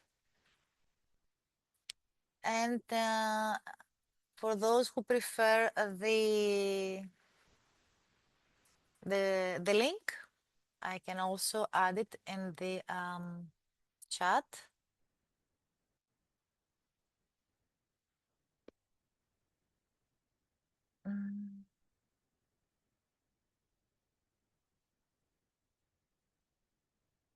So please evaluate the session. This helps us become better and improve for the next session to come. Let me also add it in the chat as well.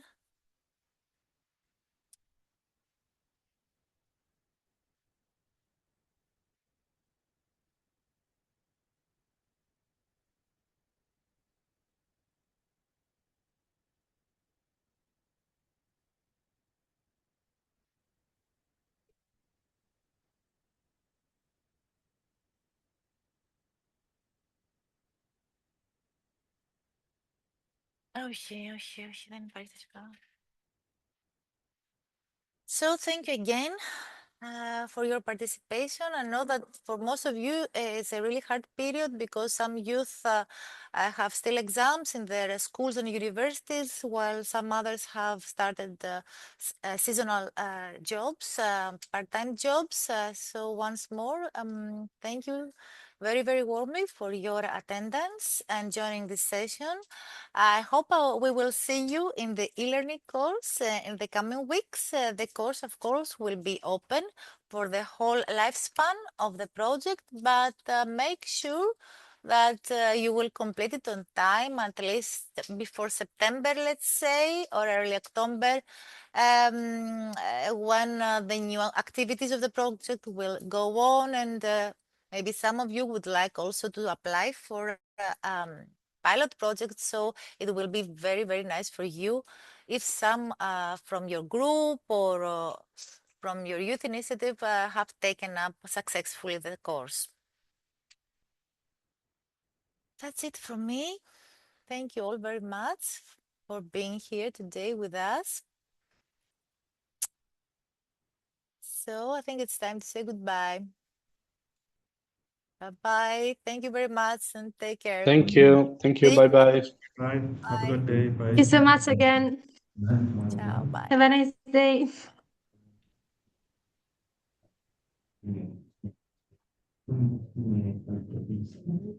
Um,